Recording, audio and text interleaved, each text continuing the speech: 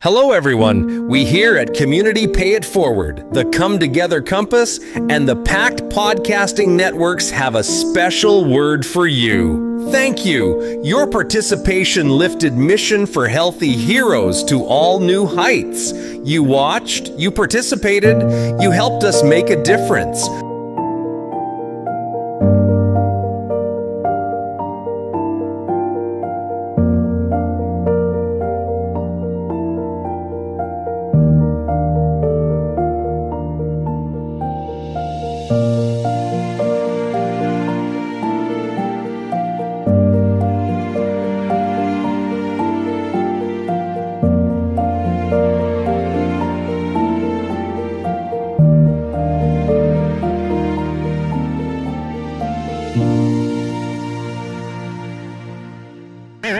I'm sorry the video was a little long. Technology is technology. Technology is technology. I'm very sorry about that. Technology is technology. It decided not to work with us. So I would like to start this by saying, hey, everybody, my name is Zach with Community Pay It Forward, Community Dare to Care, which is soon to be the Come Together Compass, and Pact podcasting channels. Sorry, I don't know where I got lost. But welcome to the 2026 Mission for Healthy Heroes.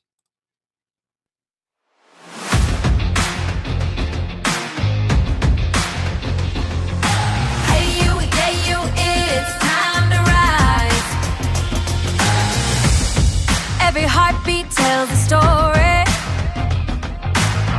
A silent rhythm, strong and true.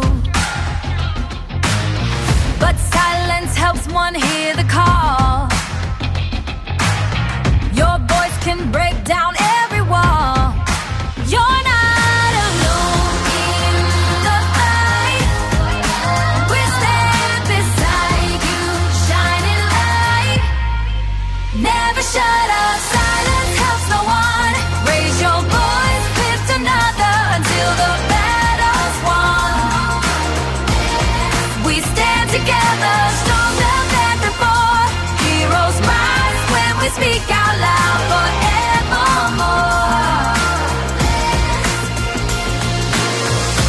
Every word's a beacon, shining bright and true, for all the world to see what we can do.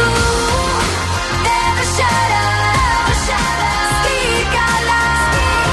We stand together, together.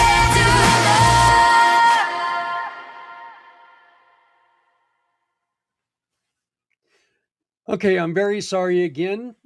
Technology is technology. It does what it wants to do, and I am not smart enough to tell it, no, you're not going to do that. It looks at me and tells me, yes, I am. And I'm like, oh, okay. Well, I guess that's the way it is. Everybody, my name is Zach with Community Pay It Forward, Community Dare to Care, and Pact Podcasting. I would like to remind everybody that if you take and you like any of the Pact Podcasting or Things Network, subscribe to the channels. Make sure that you're subscribed, like, share, or and comment. You need to at least share it and comment on it, or whatever you do. But every time that you do that, every time that you share the show, which you can do once every segment, once every segment, so like once every 3 hours, you will be entered to win tonight a 1 hour tarot reading from our friend Len Sobolski. Len is going to be on at the 10 o'clock Eastern hour for free readings. So come and join her tonight. You can have a little bit of fun. You get to meet her, meet who she is, and then you get a couple free readings. You know, you can ask her to tell you about yourself or tell you about someone else. And then when that happens, you get to have some fun. And just make sure that you like the program. First and foremost, like the program. Second off, subscribe to whatever channel you're on. We need your help by subscribing to our channels. Okay. All of us are trying to get it to where people, where our message is out there more, and you can help us by making sure that you shared it with people, that you've subscribed to what we're doing. So please make sure that you've liked, shared, and then comment. Okay. And once you comment, we know that that you're serious about helping us out, and you will be in the running for a 1 hour tarot session with our friend Len Sobolski. So, one of Lynn's friends, Lynn introduced me to this lady, this great lady. We had a great conversation. Then my computer got very, very sick and died on me. And so then I had to retape this conversation. This is Aviva Chansky Gutman. I appreciate her. I thank her for doing this. And keep your eyes open, because we're going to be doing a lot more with her. Thank you. Hey, everybody. Zach Clayton, thank you for joining us for Mission for Healthy Heroes. And I am here with a really, really, really good friend, somebody that a couple people talk about all the time. The great Mr. Z talks about Aviva all the time. So he loves her to death. And then we've also got our great friend, Lynn Sobolski, who's going to be joining us later tonight, giving free readings right here at 10 p.m. So you want to make sure that you turn in and get a free reading just by commenting. And by the way, if you share this video, this program, if you share this with your circle and then comment, make any comment, done, or ask a question, whatever you do, you are in the running for some of the prizes that people have donated, including a 1 hour reading from Len Sobolski. So, but Aviva, how are you doing? I'm doing well, Zach. If maybe you want to clarify about if they ask me a question, because I am being recorded, they can have the answer as soon as I get the question. Right. And yeah, that is true. This one is being recorded, but if you do have a question, first off, the best thing to do is make an appointment with Aviva. But if you would just like to say, hey, you know what, can you ask Aviva this question? I will gladly ask her and get back to you with the answer. But yes, this one here is being recorded, so we're not live right now, but I'll guarantee you I'm live. I'm probably still sitting in the same seat. So that's right. But so Aviva, you have a very, very specific yet a lot of parts in what you do. Can you please explain to us exactly what you do? Well, if I were to give it an overarching umbrella of what most of my work involves, it has to do with energy. And energy is something that's usually invisible, but we have within our whole mind-body system, mind-body-soul system, energetic experiences that go on. And what I help with is when there's an energetic blockage of some type, whether that be related to a memory, a trauma, or a relationship issue, behavioral issue that's repetitive.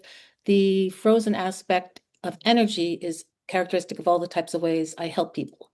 So I am an energy psychology practitioner, a relationship therapist, certified in Imago relationship therapy, and also certified in emotional freedom technique, which is called tapping in many different schools of thought. It's called tapping, but it's called emotional freedom techniques, and I am certified in that.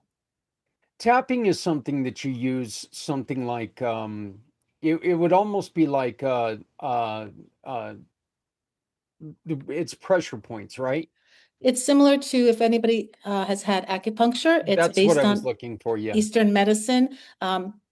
Basically, you tap on meridian points, which is what an acupuncturist does with the small needles they insert throughout a person's skin surface. They're accessing the meridian points, which are the energy centers of the body. And in tapping, we do the same type of thing with our fingertips. We don't use needles, and it's completely compatible with internet work, virtual work, so that you don't have to be in the room with someone to help them learn how to tap, or to help tap with them as a coach or therapist in their sessions with you. So it's based on Eastern medicine, where the theory is that the reason we need to tap on those meridians is usually because of a blocked aspect of our energy, which can relate again to a traumatic memory, a style of behavior we're not very happy with, that we'd like to change, and habits we'd like to change, feelings we don't understand why we have them. It's all related to blocked energy and how to have it be more flowing. Maybe we'll get to the questions that I sent you. I don't know. At this rate, we might not. But let me ask you something about what you just said. Blocked memories. How often can blocked memories be the root cause of problems today? Well, in terms of trauma, which a lot of the Yeah. audience that's watching today, what happens is when we have a trauma is defined as an incident, an aspect of something that when it happened to us, when we were involved in it, aware of it at the time, it was so overwhelming and we did not have the capacity or skill sets to handle it in that moment. What our system will do energetically is put it aside as a frozen aspect of energy. So what that means in terms of a flashback, for instance, from war, what will happen is that it may have been too much to take in, so it's been put aside in our system. It may be that we can't remember it accurately at all. It's repressed at times, although a lot of the times with post-traumatic stress disorder, which a lot of people in the veterans and military fields experience regarding trauma, it's that it comes back as an emotional state. It comes back as a state of overwhelm, and that's usually triggered by something similar happening, something reminding them of it. And what's happening then is that the emotions they felt in that moment that they couldn't process, whether it's recently, years ago, decades ago, what happens is all the emotions start to come up as though that trigger is happening in the moment. So that's frozen. It hasn't been dealt with. It hasn't been handled or managed. So an emotional freedom technique, I'm able to help people gently approach it and gently have it show itself in layers. And the reason I say gentle is because that's the most important part of something that's traumatic, is that it's done in a very gentle, sequential way, so that it's not suddenly the same intensity as it was before. It can be, and that's why they would go for some help, and I can help with that. But to get it to not be that activating anytime something similar happens, that's what energy psychology work is about in a nutshell. You can't put it in a nutshell, but if I Oh had yeah, to. yeah. But are there any other ways that our listeners today can integrate EFT to support stress reduction and emotional resilience? Well, if I teach EFT to people, what happens is when they become more comfortable with it, more natural at it, at their own pace in their own lives as a practice for themselves, they're able to what's called downregulate their nervous system. So if they're in the moment feeling activated, fear, usually activation means you're feeling the nervous system aspects of fight, flight, or freeze. And fight is you want to fight, flight is you want to run, freeze is that you play dead. Our nervous system does that when it's overwhelmed. So if you feel that coming on and you've learned tapping for yourself, self-care tapping, you're able to use those skills to down-regulate your nervous system independently. But usually issues are much more involved than in the moment, just waking up feeling that way. There's clinical EFT, which I practice, which helps people with the issues piece by piece, step by step, so that no longer does it have that strength. You're taking away the parts holding it up. Okay. What are some of the other ways that people can identify and shift limiting beliefs that may be affecting their well-being or performance? Well, first it is to identify that they feel stuck. Again, about frozen Okay. energy, Yeah. stuck. The stuckness of some type of belief. For instance, somebody might say to themselves or to someone close to them, I just keep having this feeling that I don't deserve it, or I won't be able to achieve it, or it will never happen for me.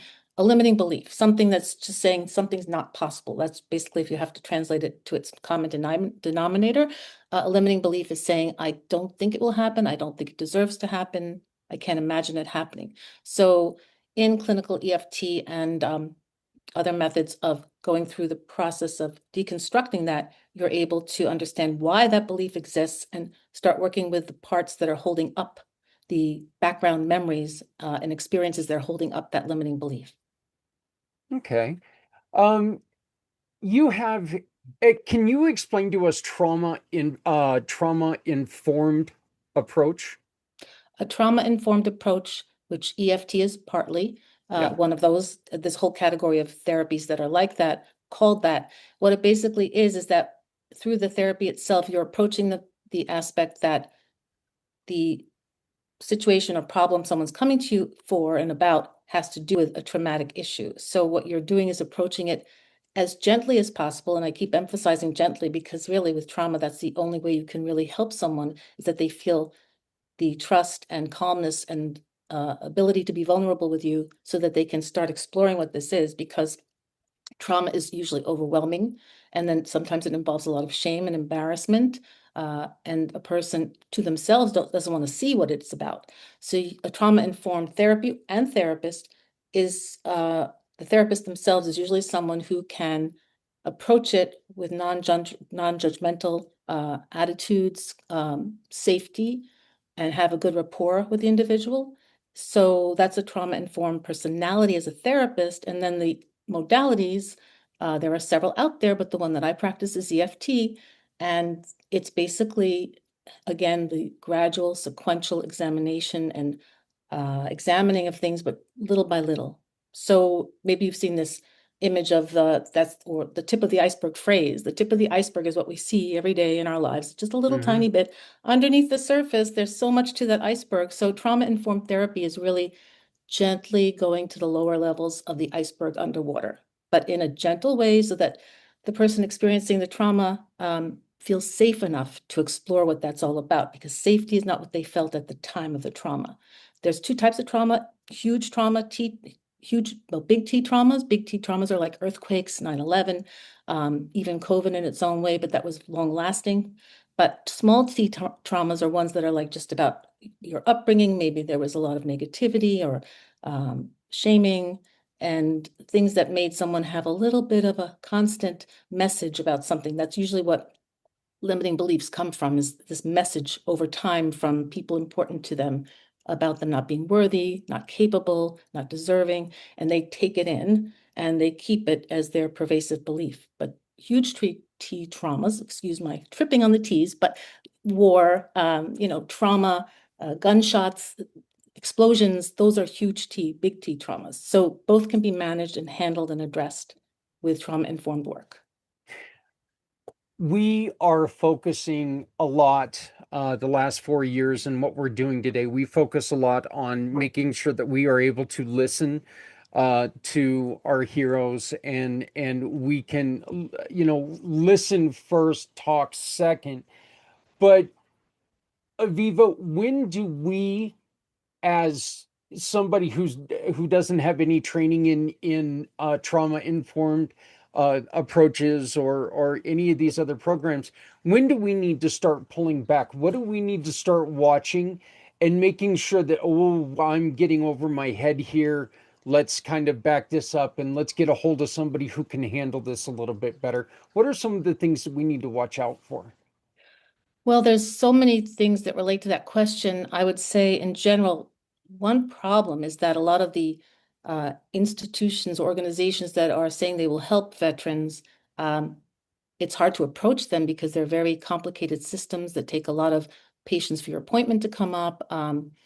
Then a referral if you're referred out. I understand the whole system of, for instance, the VA, not intentionally, I'm sure, but budget-wise and employee-wise about who's available to help the veterans. There's not enough of a ratio that's very helpful to a veteran. So a veteran already starts off usually knowing that the system is so overwhelming, they may not even approach it for help. So it's very common with people who have had trauma in every area of life to lean on something else that will help them. So a lot of people lean on substances. They lean on alcohol and Yeah. drugs. They may lean on behavior like gambling, something else that's an ism. We call them the isms, where it keeps their energy distracted. So that often is not what the person themselves is aware of as being a way that they're handling something. The people around them that care about them are more aware of. They're having an issue. They're starting to drink too much. They're starting to take medication. They're trying to tune out, or they're tuning out and they don't seem to be themselves, or they're not themselves that I'm used to or remember them being. So very often the people around someone with a lot of trauma are the first people to notice and experience and maybe try to talk to the person or intervene. Uh, so it's very hard for the person themselves if they're just trying to take care of it and they don't have the tools. Sometimes for themselves, look where they have ahead of them. They have, if there is a system like the VA, they are like, oh, it's just too hard to get involved in that. The appointments are so far in the future. Um, I'm not sure I even want to go through that hassle. So there's their own, it's a reality too. If there's a system that doesn't give you a lot of access, you're not going to be able to go to it and say, I'm going to just do this. And so you need to have a support system around you of people that care about you, or an employer that notices something, that starts to say your performance is affected by something. Could you go try to figure out what that's all about? So I would say the hardest thing is the self-awareness, because you're already traumatized. So to be self-aware and determined to go for help that you don't even know if you can access or what it is, it's very hard. So that's why it's great that you're doing this type of work, Zach, because you're letting people know the different ways that they can get help or start to ask questions. So when they start asking questions, other people can refer to other people, like, oh, I know this person that does this. I know this person that does that. I know Aviva who does EFT. So Yeah. that's the way, is that the conversation gets started. Well, and that's the reason why I strongly believe that we should never shut up, because I want people to know that Aviva's out there. I want people to know that, you know what, it is frustrating. As a civilian, it's frustrating. I'm waiting 4 months. I'm sorry, I was going to say 6 months. I'm waiting for 4 months for a very, very painful neck, just to be Mm. seen to decide what we're going to do with it. Hmm. So, and I'm not involved in the VA. It's just that's kind of the way the medical system is now. And yes, in the VA, we've got limited doctors, we've got limited appointments, we've got all these limitations that really, I think a lot of times it puts that I'm not important enough for them to get me in. And Hmm. we need to make sure that we're telling people out there, no, there are other programs that, you can try, try these, see if it works for you until you get in and be seen with your doctor. But there's more than one way to heal. Hmm. There's only one way for you to heal, but there's many things that you can try to find that healing, and a lot of things that we can put together to initiate the beginning of the healing. So, um, and I think with what you're doing, I think it's a beautiful place to start seeing yourself and start learning how to control some of the anxiety and things that you may experience. So what are Well, I some want to add something, Zach, here yeah, about two please. parts that come to mind. One is the importance of community and family and loved ones. Hmm. We live in a society that, first of all, a lot of people are very far apart geographically, so they're not that aware of the daily life of their loved one at times. However, with technology, people can do more checking in on each other than they ever been able to do before. They can check in by a virtual call to just see how the person's looking and sounding and how they're moving. I mean, you can tell a lot by the body language of somebody if they're having a difficult time. Um, so the fact that the informal things that used to be part of our society all the time, family support, community support, that it's so hard to access that too, that makes it even harder. So I'd say not just to the veterans or those suffering with PTSD and other traumas, that the people around them, the people that love them and care about them, be more aware of them and take care of them by watching out for them. Because again, the hardest thing I've heard over and over again is I didn't know where to look for help. I didn't know that I could get help. I tried to get help at that organization. However, the waiting list is 4 to 6 months. In that time, I wasn't able to get a prescription for something I may have needed, no matter what the prescription was for, whether it's for nerves, anxiety, depression, or even medical issues. I do know that it can be a big lag, insurance issues. So the value of community and family and loved ones, it sort of says, I give it back to you as well today. Like I give it back to family and loved ones to care about someone and notice differences in them. Because while they have to wait for something, the only thing that will help them is to know they're loved and accepted. And that's very important too. So I just thought I'd add that because it is important.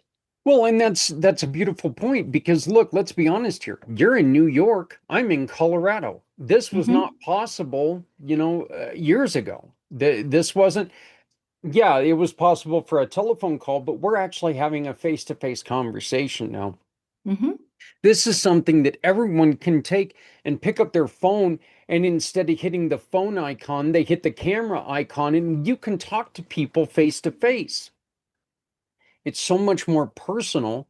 And I think I think what you said is a very, very strong statement that we don't have that excuse anymore that, they're too far away. I couldn't reach out. We can reach out to everybody, at any time. So I And if the really think, person's feeling about themselves is that I don't deserve or can't get help, they're living in that framework in their mind because that's all they've been able to get reinforcement for as a truth. It's not a truth in reality, objectively, but it's their subjective truth. So they're believing there's nothing out there for me. I can't get what I need. And that's why they often will go to something else to self-medicate. Self-medicating is the alcohol use or the substance abuse use or distractions that just keep them from being present with themselves emotionally, which of course people will do if they have no other source of relief. It's human nature not to want to constantly be in a state of pain and grief and discomfort and fear, which is all part of what PTSD is about. So community has a responsibility. I'm just saying yeah, that too. there is no doubt, and in my own experience, there is, pain and injury, and there is nothing that is more defeating at times than dealing with that pain on your mental state. Mm. You just there and you're like, well, I just can't get people to care, so I just give up. I'll go on ahead and I'll just take your drugs that give me to get me by. And Hmm. and that turns into something, very dangerous, very dangerous. So, what specific tools or practices will people learn when they come to you about the tapping, about any of these programs? What are some of the specific tools that you're going to teach them, or Oh, will they need? the best and basic and most essential thing that happens when you start to do a lot of uh, working on the layers of something that's stuck and traumatic in whatever way you approach it is that you start to learn more ability to be resilient in terms of bouncing back to have your nervous system be calm. All of these concerns and traumatic feelings people have, overwhelm, fear, PTSD, flashbacks, a lot, that's all about the nervous system because the nervous system is the reactive state. It's also the rest and digest state, the other part. But the part that's reactive is reacting to as though in the moment the same thing is happening. That's the basic way to say it. So in EFT, one can learn how to get their nervous system to downregulate back to a baseline of calm. When you have a baseline of calm, even though over time you'll be even more calm or be more of a better baseline each time you work on yourself with EFT, what it does is it allows the problem solving part of the mind to come forward and say, well, here's an approach. It's just internal awareness. You'll start to have an awareness. Oh, I could look at it that way. That's one way I could handle it. Oh, that wasn't so serious, meaning a perspective, not that an incident wasn't serious, but the way you looked at it might be that you were looking at it in a very harsh, punitive way to yourself. So, because there's a lot of the language to yourself, I'm to blame for it. It's my fault. The fact that I can't get over it is my fault. There's something wrong with me. In EFT, you can get the nervous system to actually isolate that there was an incident, you're reacting to it. However, that doesn't mean that you're incapable, there's something wrong with you. You have tools, here's a perspective. It allows a distance from the memory and the reaction. And that's all about nervous system regulation, down regulating to a state of calm. When we are calm, doesn't mean we're asleep. It means we're more aware of problems, solving solutions, insights.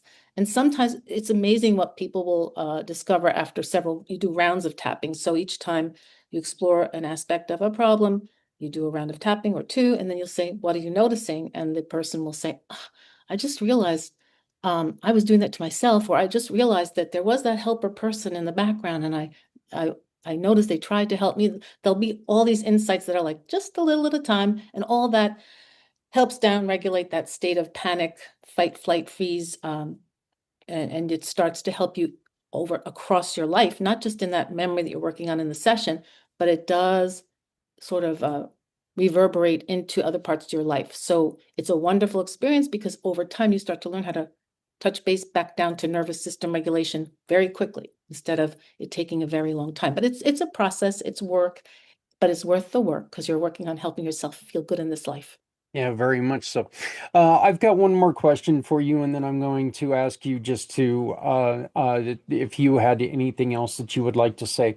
My question is very simply this. Aviva, what would you suggest that we make sure that we do today during this mission of Healthy Heroes?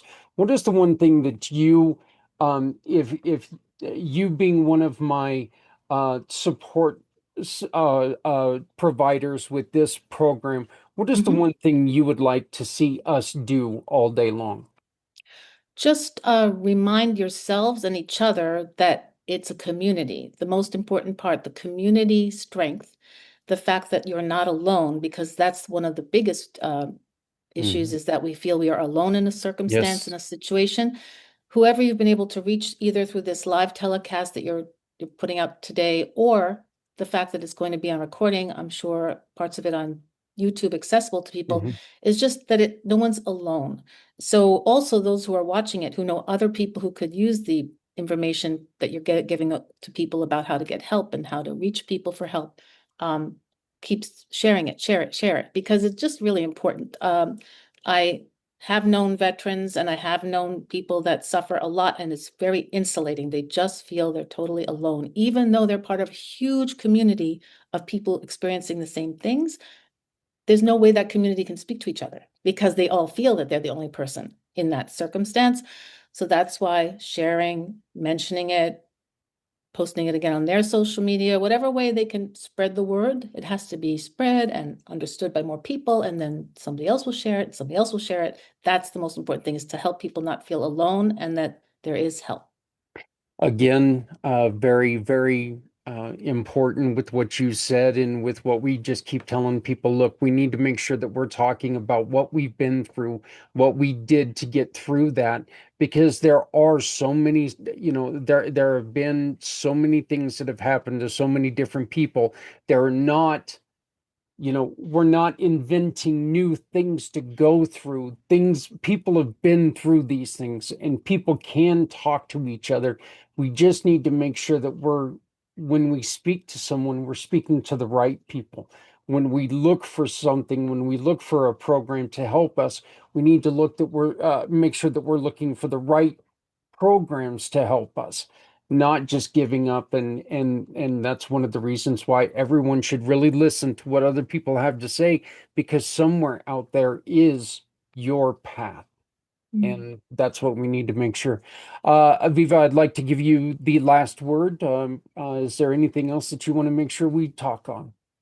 I think that's it for now about the energy work of tapping. I also, just to say, help people in their relationships with stuck situations. I'm a relationship therapist, so in that work as an Imago relationship therapist, when we have relationships that aren't quite working or feel like they're stuck and have a lack of flow between partners, I do that work as well, which is very much similar but in a relational context. So that's also available if anyone's interested in inquiring more about that.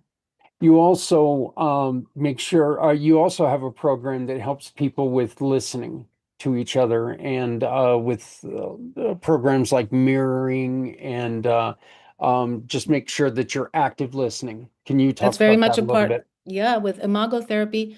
The foundational aspects of it have to do with the three foundational parts of connecting with someone: mirroring, validating, and empathizing. So it has a context of relationship therapy between partners in any relationship. That's imago, but it also has a context called safe conversations. And I am also trained in that.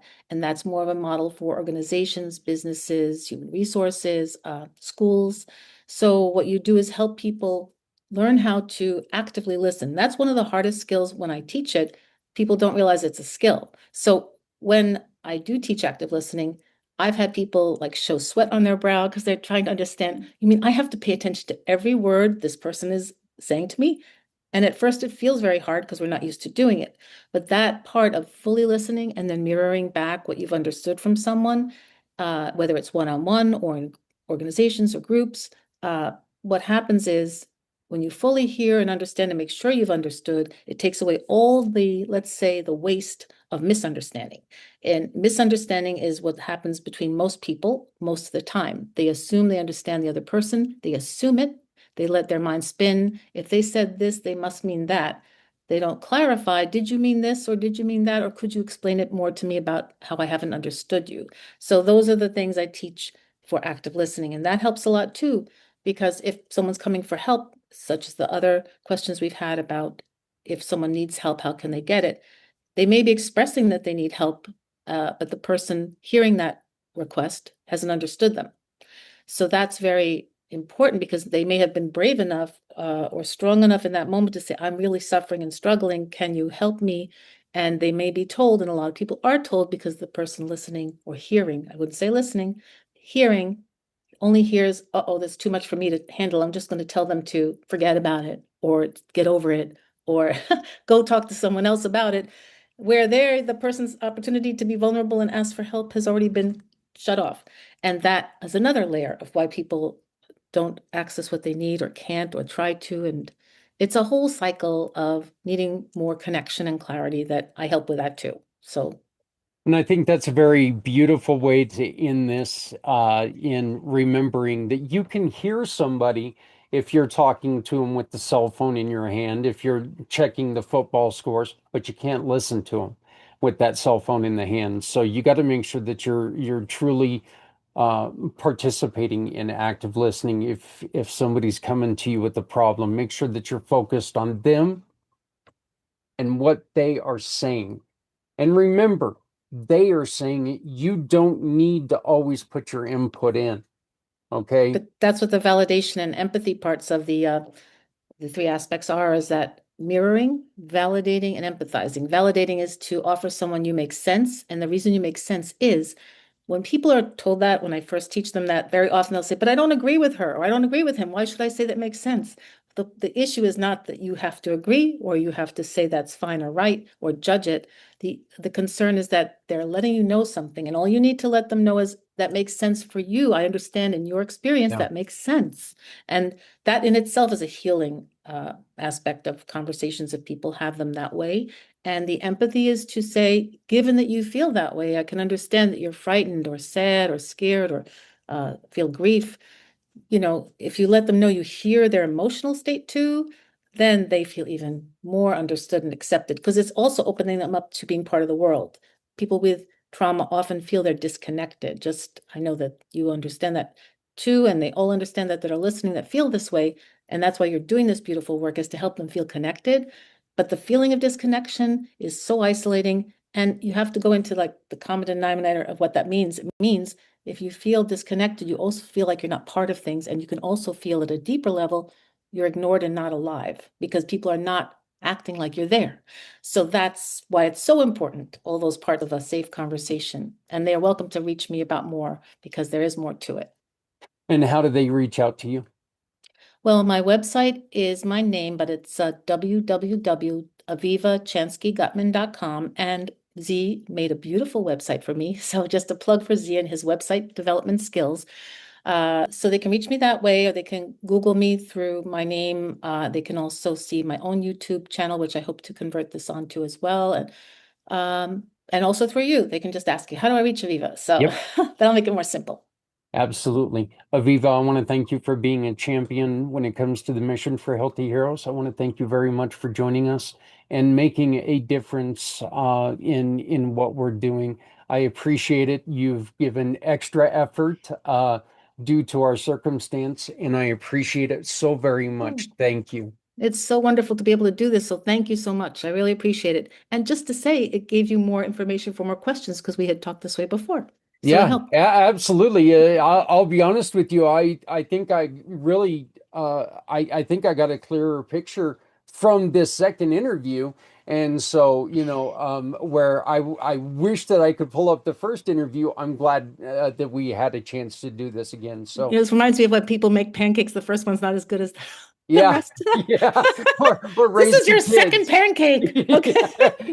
Yeah, we're raising kids. The first one didn't Oh, do so I well. wouldn't say So that. I have a the wonderful second one, preset. I'm going to try a little harder here. So, um, Oh, but I, we don't, no third one, we never take pictures, so we won't do a third. yeah, They're wonderful yeah. kids, but you don't take pictures of the poor third one. Sorry, my third one. I have Yeah. like, I have Yeah, pictures of sorry, them, don't Isaac. worry. Sorry about that, Isaac. So, but thank you so very much. Please, if you ever have anything going on that you would like to spread the word, join us again on one of the podcasts. I'd love to have you back. Thank you so much, Zach, and hello to everybody. Have a wonderful time watching this, and I highly endorse watching this for 22 hours, if you can stay Oh, awake. yeah. Okay? Yeah, if I can stay awake. If you can stay awake. All right. Well, thank you very much. Thank you, Zach.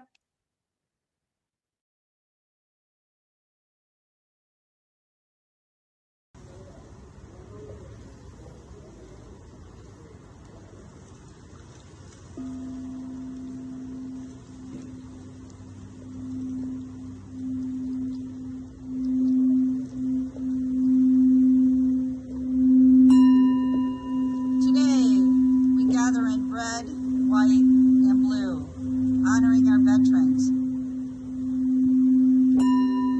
Red represents the root chakra, safety, grounding, and belonging. Before anyone can speak, they must feel safe. This is where healing begins. Today carries fire horse energy, courage, movement, and breaking silence. A day to move forward with strength.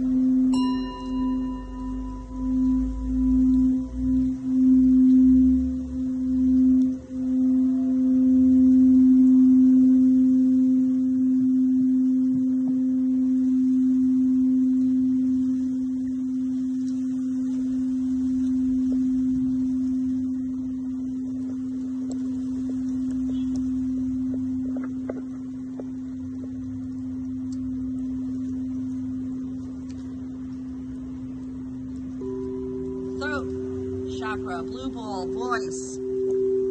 Blue represents throat chakra, the voice of veterans, the voice of those living with tinnitus and hearing loss and invisible wounds. No one should have to stay silent inside their own mind. Even when ears ring, even when words feel difficult, there is still a way to communicate through vibration, presence, or simple connection. Even basic sign language can open communication.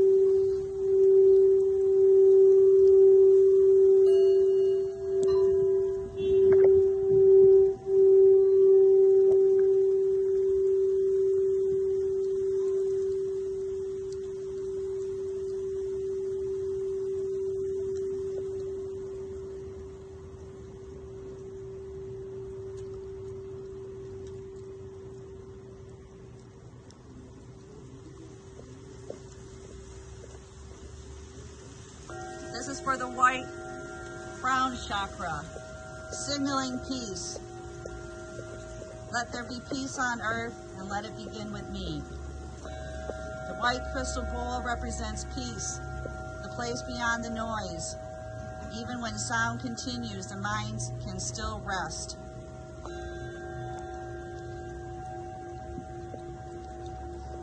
We hold in gratitude today for those helping voices be heard. Zach Clayton and Pay It Forward, Kurt and Sue Roscoff, Project Die Hard, the World of Ability Community, and the Disability Channel founded by Jay Storing in Toronto. Appreciation to Nonprofit TV, Dr. Anthony Sorelli, and On the Mark TV with Mark Bayan out of Phoenix, sharing it over to 220 networks and worldwide, the acts of kindness messages, ocean care, anti-bullying, climate awareness. Special thanks to Colibri Restaurant for their support, and to Be Willie, our healer, on Instagram and social media, spreading light and healing energy worldwide. We also want to recognize Clean Water Foundation, Leon McLaughlin, providing fresh drinking water worldwide. Join us on this Saturday, February 22nd, recognizing veteran suicide with Project Die Hard. And again, thank you, Pay It Forward, Zach Clayton, and everybody joining this event, and Santa Papa John. And we want us to invite you to join us in the spirit of kindness next month on World Water Day, March 22nd.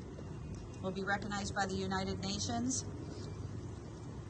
Anyone can visit the actsofkindnessseries.com to receive copies of the books. All classroom teachers in the United States of America can visit donorschoose.org. And our tagline is, "So go out and play today."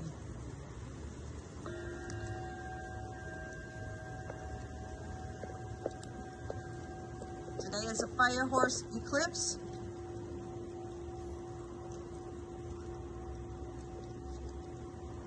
And we are sending the message of peace, love, happiness, and thanks. And especially thank you to our veterans.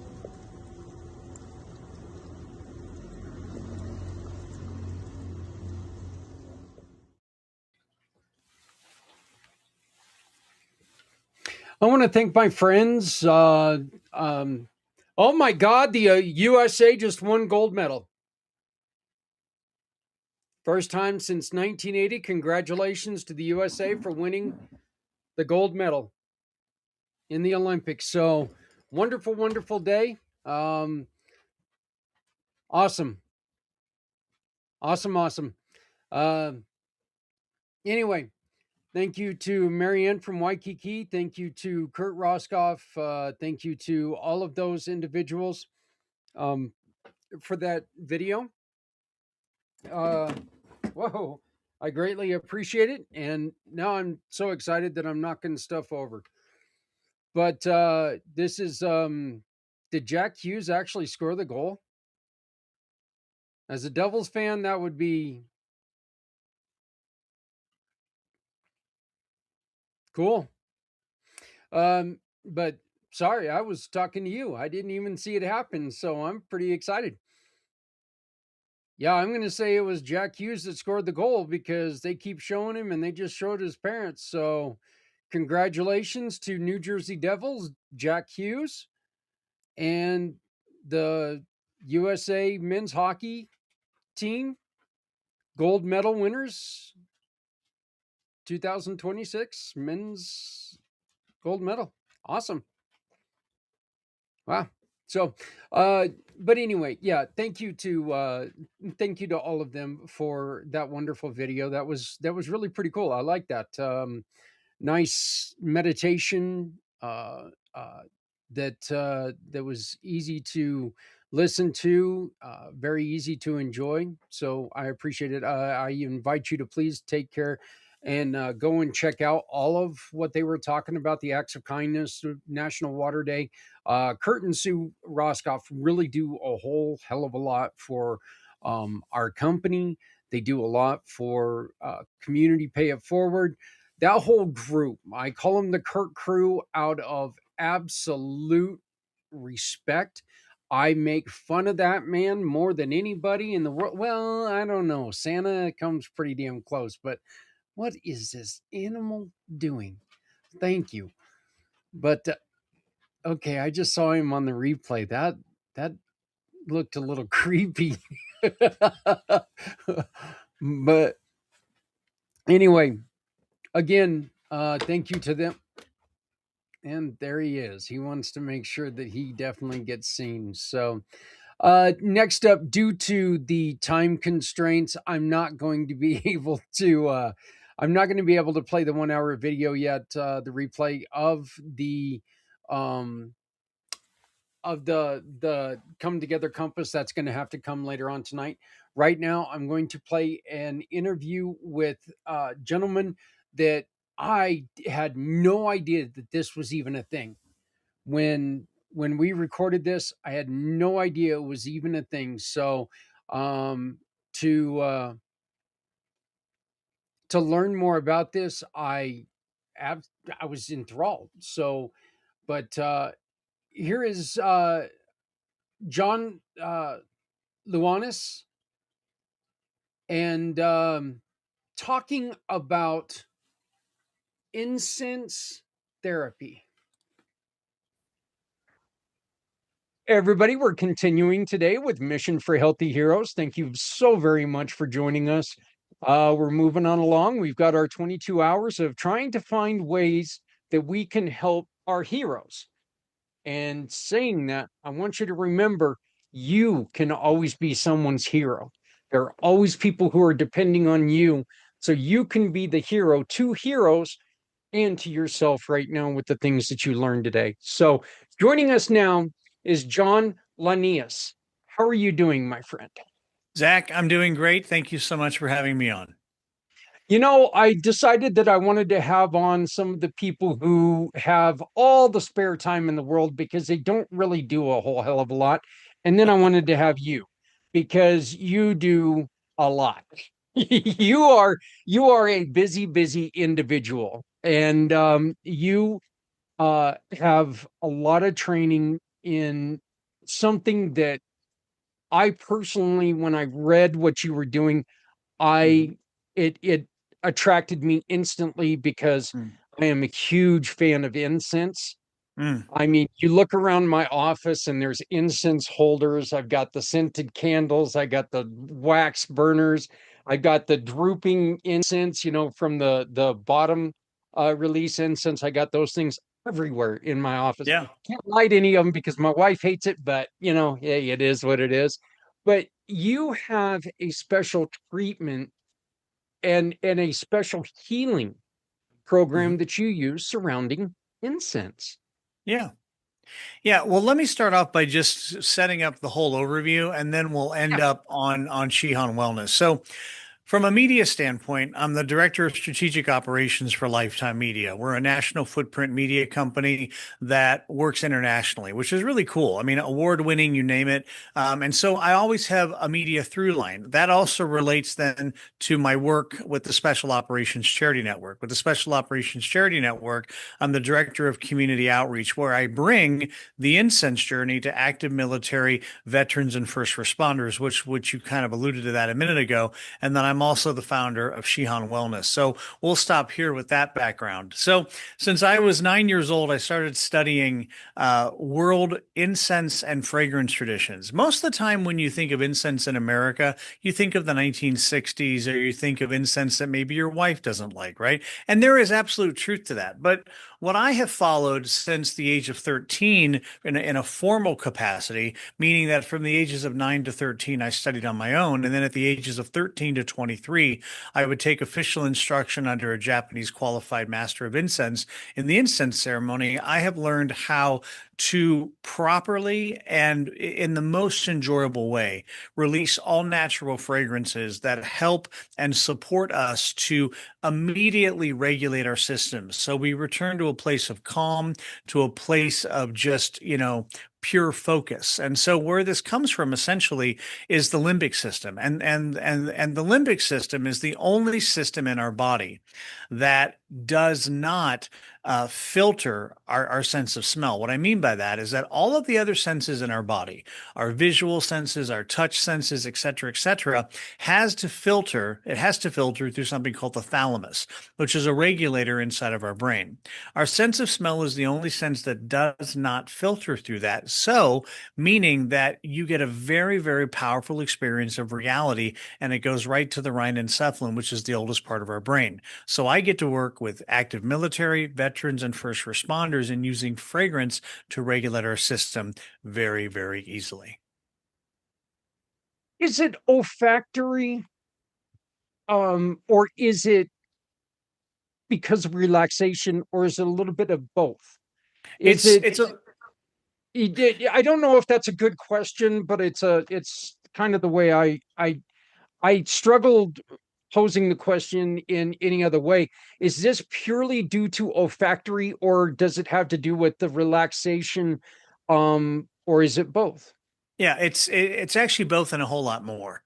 So the olfactory system, again, for the most part, gets overlooked, and the reason why it gets overlooked, even though if you're following the work of like UCSD in San Diego and other major health systems, you're beginning to see the emergence of medicines being inhaled. Well, Incense, from the Latin incensum, meaning to burn through, is an ancient medical practice that goes back thousands of years. We know, for example, the written history of incense is 6,000 years old. We know the archaeological evidence of incense is 35,000 years old. That comes from the caves in southern France. Obviously, the use of incense goes back even further. Usually, about 2 minutes after we discovered fire, somebody threw something on there and said, "Oh, this smells good, and I feel different." That's that start to use this as a catalog of ways that we can heal and recenter our body.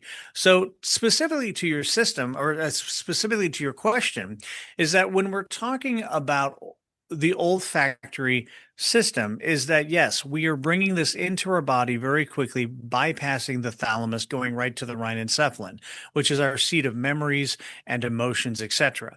The other part of this is what we would refer to as the terpenic profile. So terpenes in nature control the color, taste, and smell of everything in nature.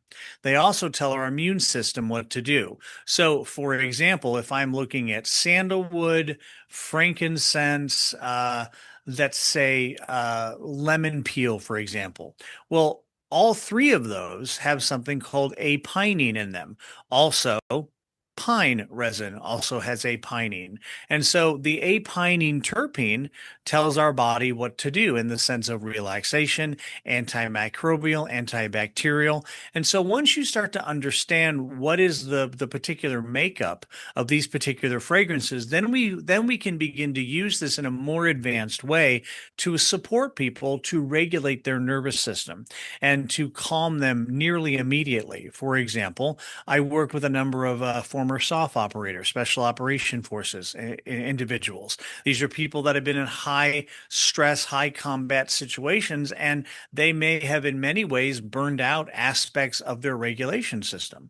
So what I'm able to do very quickly with people, and I do this all around the world, either on Zoom or in person, I either use different versions of hypnotic techniques if I'm doing this over Zoom, or if we're in person, I will actually use the fragrances following a document that I give my clients called the Natural Preference Survey document.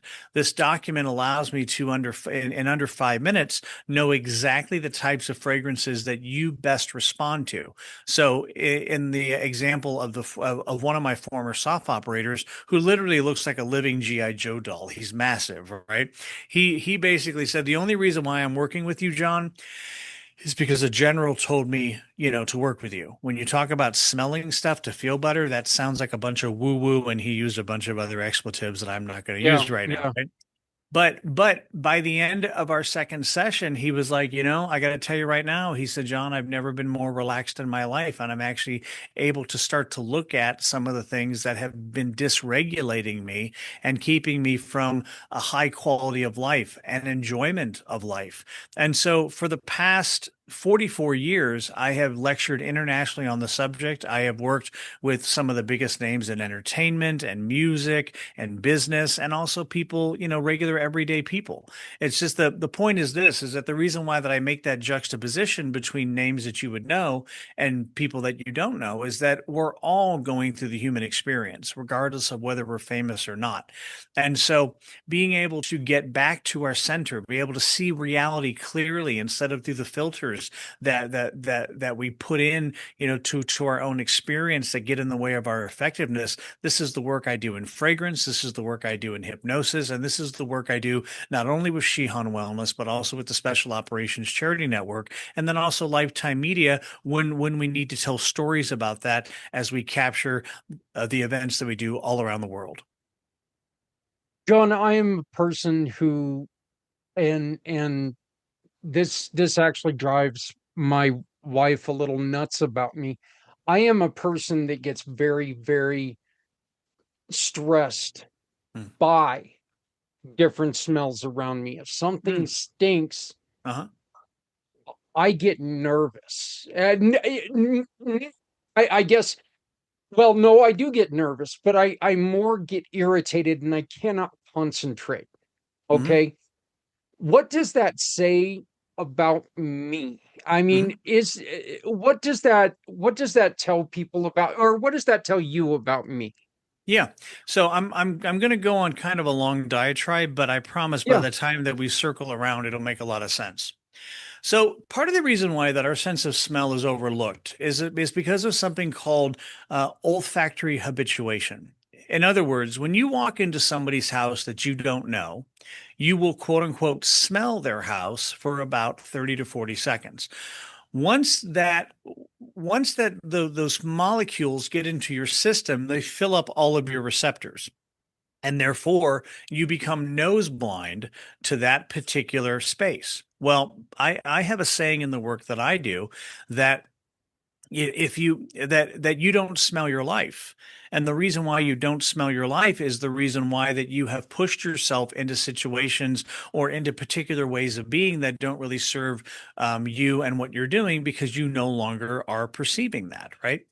So throughout our entire life, we have been collecting a scent library that has a deep effect on us. As one dramatic example is that when my father passed away a number of years ago, one of the last things that I did was clean out his closet. And when I got into his closet, there was a shirt there that was still covered in plastic. When I removed the plastic, my father was immediately there again. And so the way that we can use fragrance not only to remember the good things, well, it also impacts us from a negative way. I'm going to be really dramatic here for a moment, but a lot of the veterans that I work with who have spent time in war zones, like, have been in battle, things like the smell of burning hair, the smell of Mhm. diesel fuel, the smell of, a whole number of other things really, trigger those particular individuals. And so what I'm doing is I'm using fragrances to counteract that. So back to your original question about what does it say about you when you're getting these smells and they're agitating you, this and that, is that there are probably smells that aren't good for you. And since you are olfactory oriented, then your system views those as a threat. Therefore, you're not going to want to be around that. You're going to want to take yourself out of that. In the same way that for many people, when they walk down the detergent aisle, for example, in the grocery store, the air feels thick, and it Yeah. like it gives you almost an immediate headache. Yeah, there's absolute truth to that. Is that we don't realize how much of the synthetics in our world are actually impacting us, and to give you a range of the kind of fragrances that I work with fragrances that could be pennies, right? But then I also work with the far other end of it, with some of the most expensive incense woods in the world that can range in price from anywhere from $1,500 to $3,500 a gram. But it produces the mental clarity of a 30-minute meditation in a single inhalation. So if I'm working in fragrance hypnosis, for example, I work in 4 sessions where we're using fragrances along with hypnotic techniques to really re-regulate any aspect of your mind. If you don't want to do hypnosis and you only want to experience the fragrance, then I do something called the personal incense journey, which is an hour and a half, where in the first hour, I take you through a number of fragrances based on your responses to the natural preference survey document. But then that last 30 minutes, I leave you in nothing but the experience of that high end, very expensive incense wood that produces the mental clarity of a 30-minute meditation in a single inhalation. The benefit of this is that the people that I work with is that once you know how to get up the mountain, meaning once you have found a place of centeredness, then you can go back to that very, very, very quickly. And so I have the honor of bringing this to our active military, veterans, first responders, and anyone else in the world who wants to experience deep calm and peace. And if you think somehow that this is incongruous with any of your religions that you may follow, all religions and all cultures have had incense. And so why is that? Well, there's always this connotation of the tension being drawn upwards toward the heaven. There's this re-regulation of our mind and our body. If you stop having all of the thoughts that are in your head and they start to slow down, then you get to experience other things that are around you. And so for thousands of years, there have been comments made by all cultures that the more incense you burned, the more enlightened you become, and the more you feel a connection with the divine by whichever name that you call it. Why? And I mean this with all due respect. Why do the Japanese find these methods before anyone else? Why is it that they have found that if you calm the body, if you calm the mind, you Mm. clear the mind? Why Yeah. is it that one of the most beautiful cultures in the world Mm. has found out that these these things that are everywhere can be used Hmm. to slow us and heal us? Yeah. So let's walk backwards. So Japan was the last culture to receive incense. This happened in 550 AD through the Korean Peninsula. When Buddhism arrived in Japan, there was a saying in one of the sutras that came from Korea, which came from China, which came from India, right? That talked about how you cannot have Buddhism without incense. Now, if you're not Buddhist, don't worry about it. Stay with me. There'll be a high level reveal, I promise, right? But it was this idea that if you want to achieve enlightenment, then you're going to be using fragrance to do that. In other words, there is this concept in the Japanese tradition of incense called monko. And monko means listening to incense. And so you're listening to the incense, which seems a little nonsensical at first, right? But you're listening to the fragrance for what it reveals for you. Well, I was in a talk once and somebody said, well, I'm not Buddhist. I don't want to listen to Buddhist teachings, which is what that means. And I said, that's fine. The Christian tradition has something very similar. Like, what do you mean? I said, well, the Greeks and the Romans used to call Jesus the panther because what the panther does in nature is that the panther breathes out a sweet breath and then it attracts its prey. Now, this is not to compare Jesus and followers to prey, but it's the idea that the sweet breath brings the gospel, brings the good news, right? So you see this across all religions and all cultures, this idea that we're going to use fragrance, something of divine nature, to recenter ourselves. Many of these fragrances, believe it or not, when you're looking at some of the apocryphal information, especially from the Judeo-Christian tradition, is that it is said, for example, that the fragrance of aloe is the scent of the Garden of Eden. For if you look at some of the very, very early stories of Adam and Eve, they were allowed to take garments from the Adam and Eve, garments from the Garden of Eden that smelled like the Garden of Eden. And so, where this would turn into is that if you remember the play or the musical Joseph and the Amazing Color and the Amazing Technicolor Dreamcoat, Yeah. well, that's where that comes from. It's the idea that these garments that were taken from the Garden of Eden smell like the divine. And so, I mean, if we had time, we could literally spend the next 1,000 hours talking about all of these traditions that have gone on over the course of the last 6,000 years of recorded history of humanity. We know that it goes back a lot further than that, but the Japanese were the last to appropriate, to incorporate these particular traditions into their culture. Japan, obviously, from the beginning, has had Shinto. Shinto is the indigenous religion of Japan, and as we start to see Buddhism and Taoism and Confucianism, all these other philosophies move into Japan through China, through Korea, through India, then you see this integration. But I think the most important part, Zach, is this: is that the samurai tradition is about 800 to 950 years old, depending on who you ask. But about 300 years into the samurai tradition, this is where you start to see the development of what's referred to as the do arts. So chado, tea ceremony, kado, flower arranging, judo. Anytime you see a do at the end of a Japanese word, it usually means a refinement path. And so by the time that we get to the Muromachi period, we are codifying the way of incense. We're codifying the way of using fragrance to regulate. So a samurai and the samurai culture loved incense appreciation because you go out into battle, you deal with a great deal of stress, a great deal of exertion, and then you come back and you're using these fragrances to recenter yourself.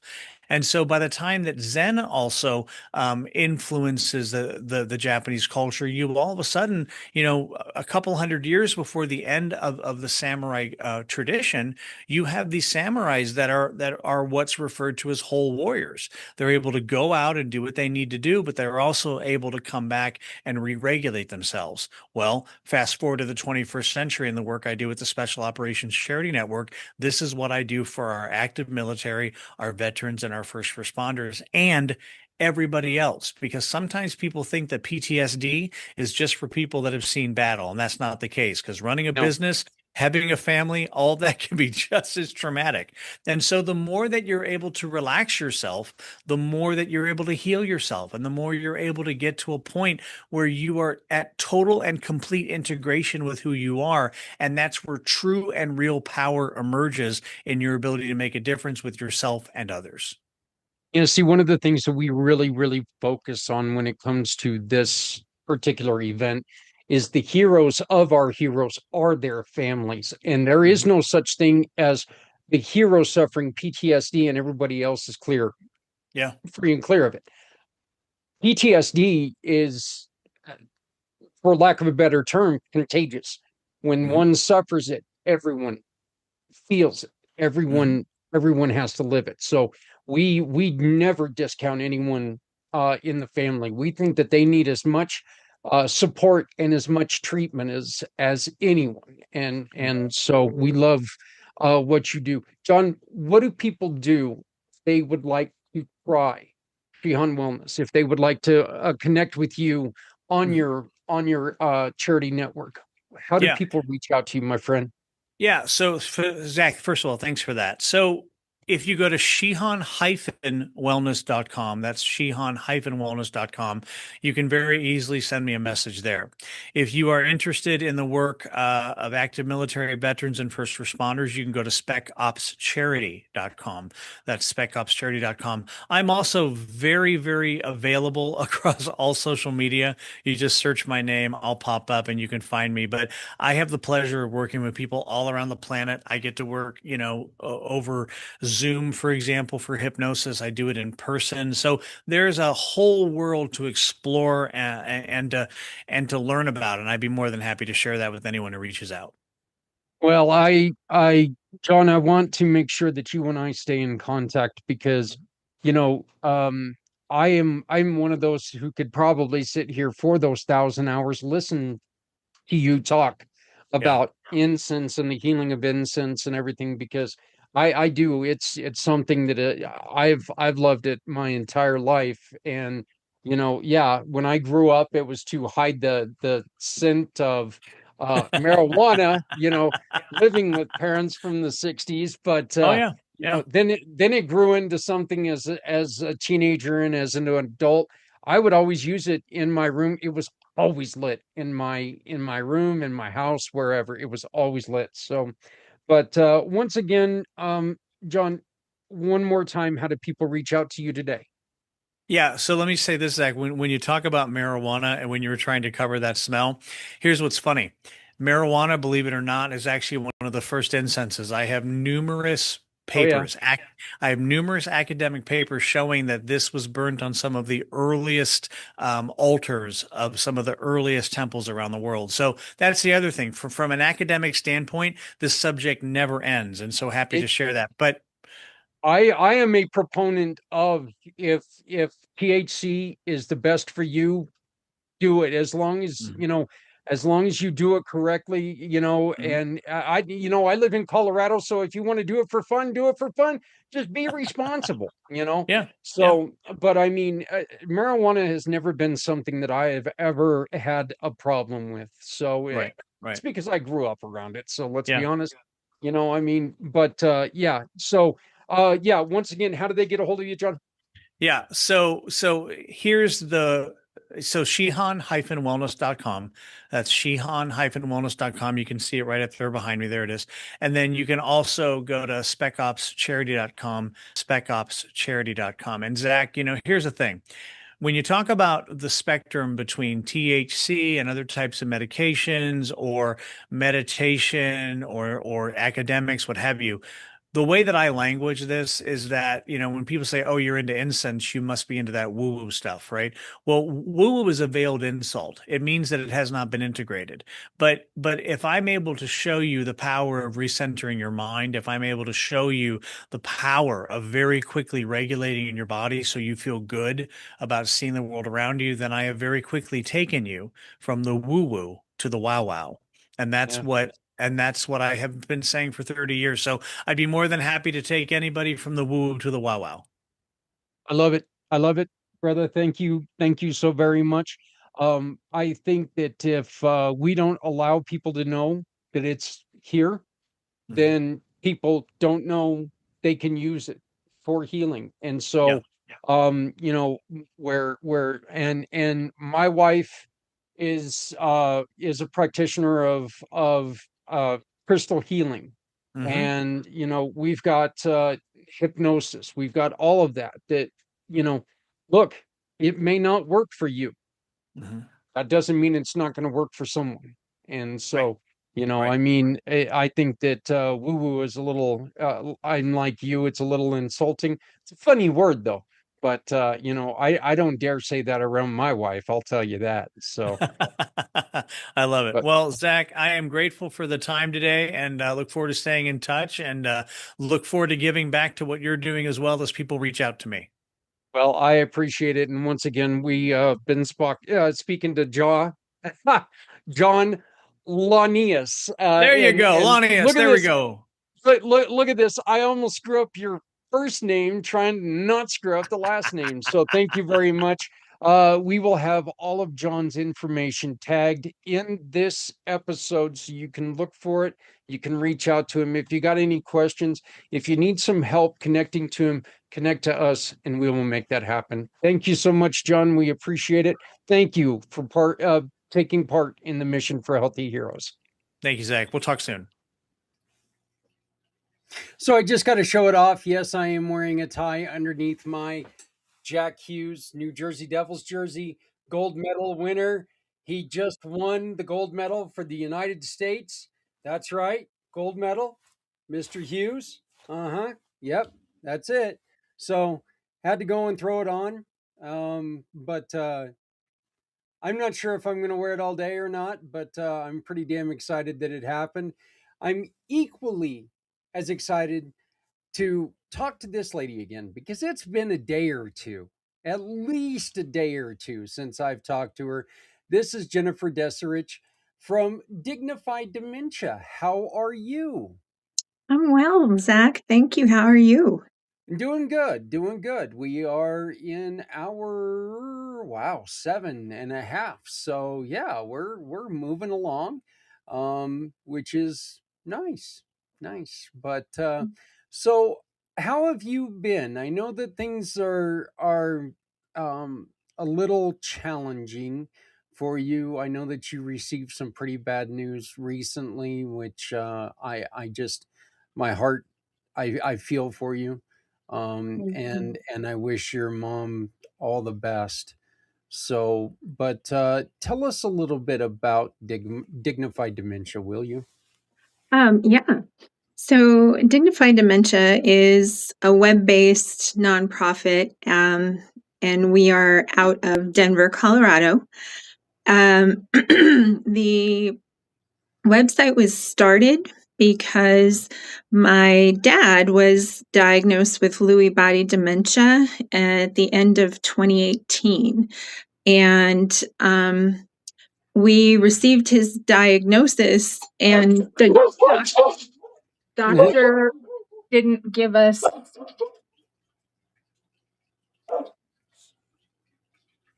I am so sorry. I've got I'm. I've got four of them down here that go off on. I'm surprised mine didn't go off on yours.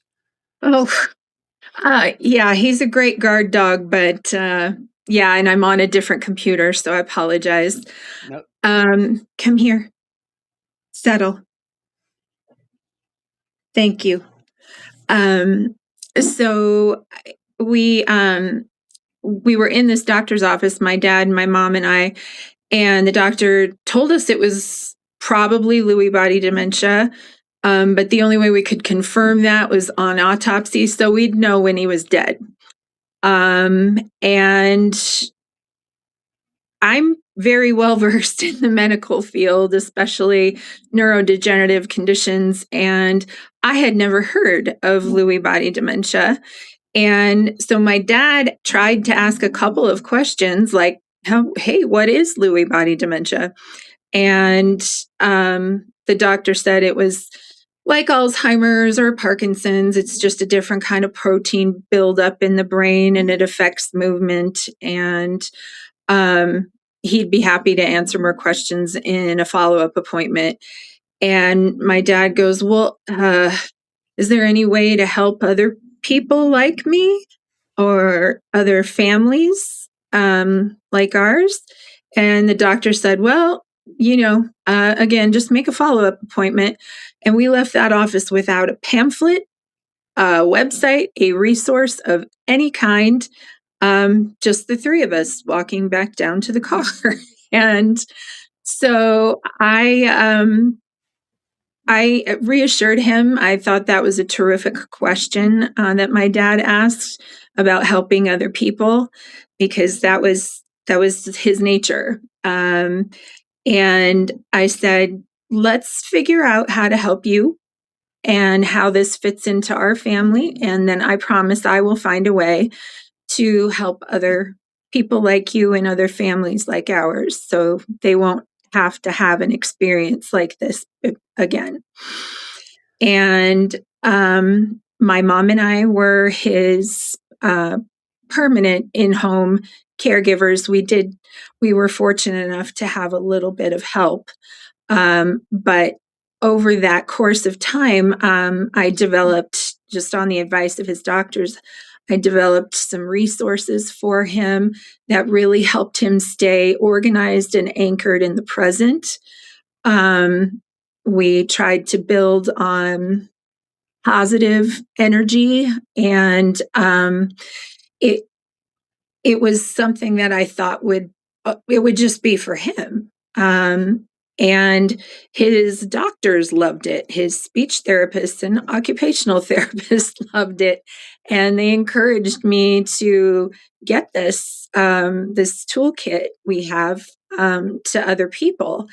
And I was still caring for my dad, but I thought, hey, why not? And this is how I can help my dad achieve what he wants to achieve, which is helping other people like him and families like ours.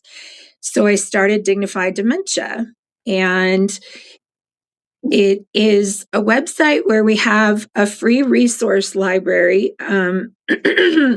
for everything that you could want given a dementia diagnosis. We're still building it, but it is completely free. You don't have to subscribe to our website. You don't have to pay any money. It's just resources that I personally have used in helping my own family and myself, but also in helping other families going through it. And we also, fortunately, have raised enough money since I saw you last to where we are able to offer this cognitive wellness kit, this toolkit that I developed for my dad, completely free. So anybody who wants it can go online to the website and download it. They can download the whole thing. They can download one piece. And it's much more user-friendly than it was. And the other thing that we are doing is we offer a caregiver talk, and we are going to reopen our support group here soon. And that would be for anyone with a neurodegenerative condition or TBI, anyone living with a diagnosis like that, and their caregivers, or the people who love them. And we feel that that's a really good way to give back and support. And then our most exciting development has happened. Again, we were able to raise enough funds where we gave a $5,000 gift to the University of Colorado Health Neurology and Palliative Care Division. And together with them, we are using that money to develop a speakership series, which is something I had no idea I could make happen, especially this early in the game. We've only been open for 3 years. And this series is going to have international and national experts on neurodegenerative conditions, and we'll have a series of lectures where it'll be giving people the basics of dementia, what to look for, promoting overall awareness and trying to help destigmatize it. And the second series will be specifically for caregivers, put on by caregivers. And then the third is to educate hospital and first responders, all kinds of staff, from doctors to MAs to everything. Because if anyone listening, or if you, Zach, have ever had a rough experience with a healthcare provider, it's jarring. But for the most part, for someone with dementia, a difficult visit could mean a lot of different things, and they would likely not want to go back to that doctor again, and that's a barrier. So I've spoken with a lot of healthcare professionals, and they've asked for the education. They want to know how they can make a visit more successful if they have a patient who comes in with dementia. They want to know how to listen to them, how to talk to them, and how to keep them calm. And so those are our latest and greatest exciting developments.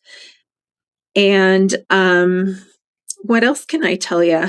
Well, those are all I mean, that's all fantastic. I love it. I am beyond proud of you for doing. I know that you got pretty beat up by illness for a while. Yeah. I think just a personal thought, but I think that the stress of everything was uh, got to you quite a bit, and it kind of broke you down a little bit. So I'm glad to see that you're rebounding from that. But tell me this, Jennifer, what what was your mom and your first thought when you had to take on the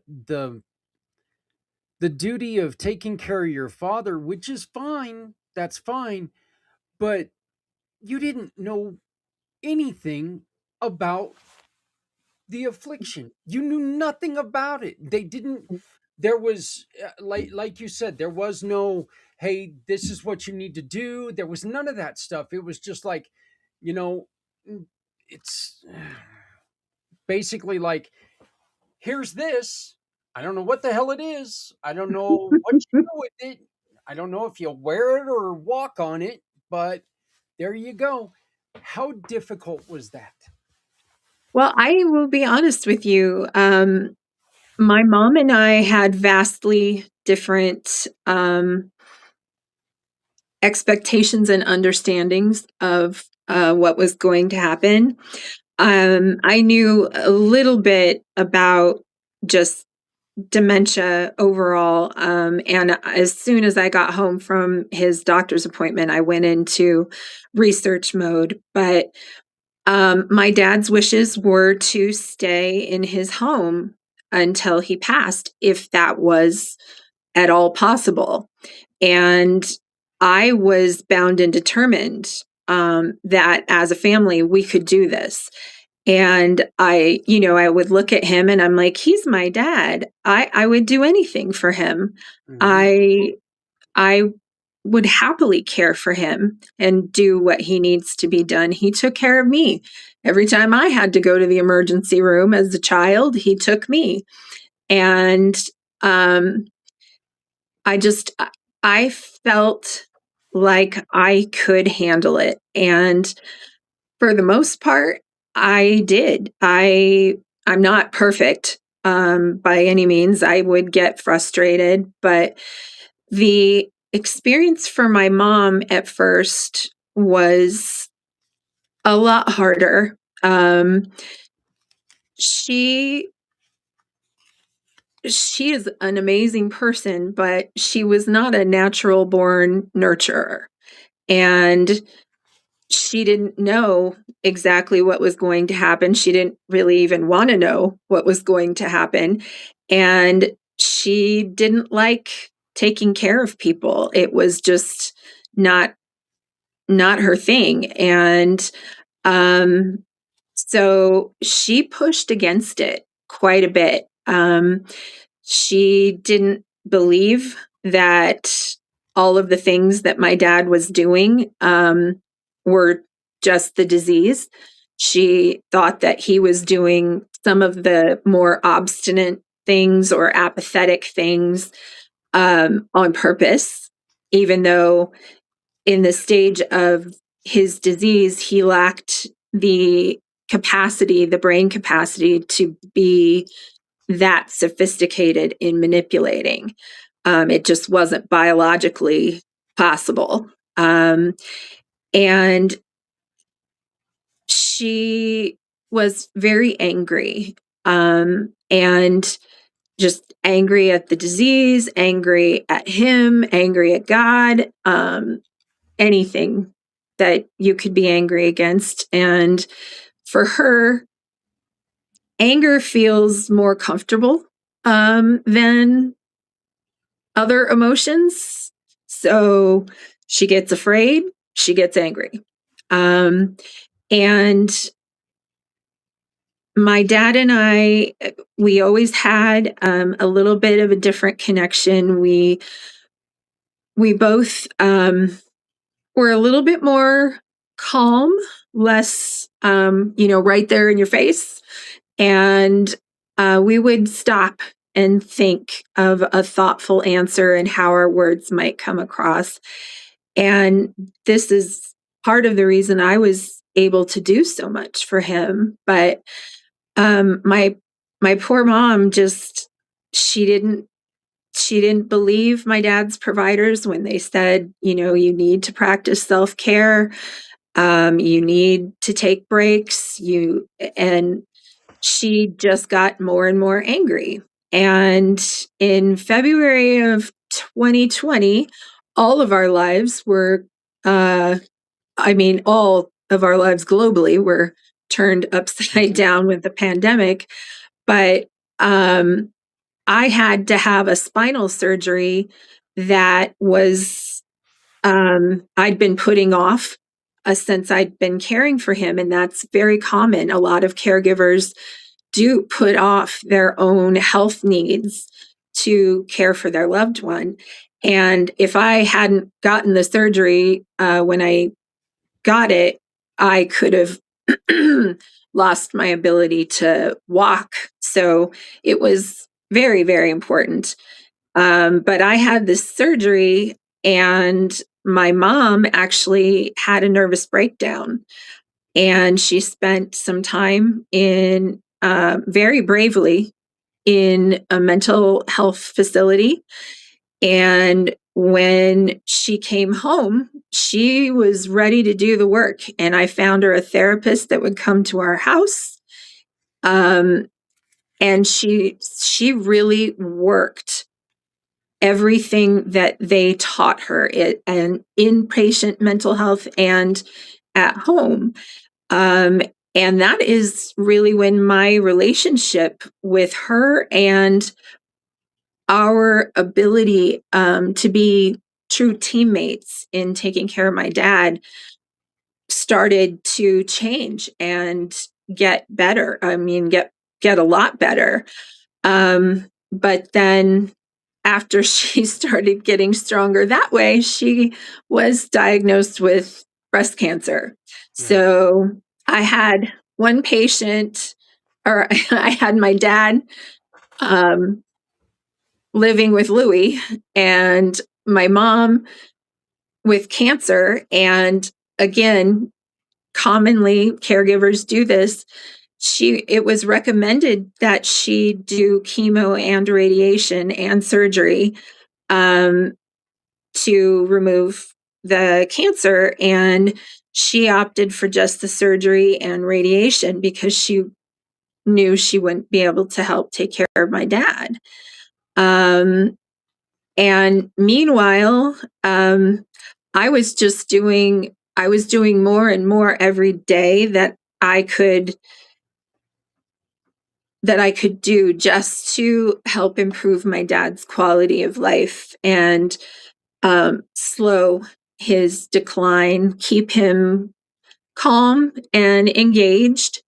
And he remained that way until about 2 weeks before he passed, at which point he went nonverbal. And at that point in time, my mom and I had made the decision that he was on hospice, and we couldn't do it anymore. We had to move her out of their bedroom. And so she slept on a couch for 4 years because my dad was having violent hallucinations, and we were worried that she could get hurt. Yeah. And so the whole journey is, it'll chew you up and spit you out many different times. And we were very lucky because my mom and I were able to be a team. So even if we couldn't get along with each other, we could at least relieve the other one to go take a shower, or something like that. And I felt very blessed to be able to care for my dad like this. I woke up almost every day knowing that I was in the exact right place, doing the exact thing I was meant to do. And my mom still doesn't feel that way, but she does feel very grateful that we were able to care for him at home. But that would be her counsel, is you don't know what you're getting into. Even if you think you do, you just don't until it happens, until you're going through it. And that's when you need the resources the most. You need a friendly voice at the end of a phone. You need things that will truly help you, that you don't have to spend any more money on. And that's really what I aim to do with Dignified Dementia, because I want caregivers, especially caregivers like my mom, to have the help that they need, so what happened to her doesn't happen to them. And yeah, it was daunting. And at the end, he was on hospice. We wanted to put him in inpatient hospice. And that's when we found out we couldn't qualify for inpatient. One, because there was something with his long-term care insurance. There was an issue there. And two, there just wasn't enough space. We couldn't find one that we could reasonably drive to every day. And so that 2 weeks was probably the hardest part of the journey, because we were staying up all night. He was in a hospital bed in his room. I was administering his meds when the hospice nurse wasn't there. And yeah, he couldn't talk, but you could see the fear in his face. And that was just gut-wrenching. And he did eventually pass, and he died on February 6th of 2024. And even then, as a caregiver, you're not quite done yet, or the journey's not done with you. It's a relief that your loved one is no longer suffering. But you feel relieved about that, and then you feel guilty that you feel relieved that someone you love has died. And then my mom and I started the process of learning that we had no idea how much caregiving put on us emotionally and physically. So in the past 2 years, we've been individually and together working on grief and trying to figure out our own way again, just being responsible for our own care. But we were thrown for a loop at the beginning of December. My mom broke her right shoulder and tore the rotator cuff, and she already had a torn rotator cuff on the left side. They put her in a sling, a very immobilizing sling, and I went from not being a caregiver to being 100% back into caregiving. And I mean, it was a different experience. Fortunately, she got the sling off in 2 months, but I had to be her arms and her hands for 2 months. And she was a little bit different than my dad to take care of. She was not as trusting, not as positive. And so we had to figure out our way through that. And yeah, I respect the journey so much, and I respect the generation of baby boomers, especially. And I want to do everything I can to help. And with Dignified Dementia, it was December of 2024. The phone rang, the Dignified Dementia phone rang on Christmas night at like 1:30 in the morning. And I figured if somebody needed to call somebody about resources or anything at 1:30 on Christmas night, they needed a voice at the end of that phone.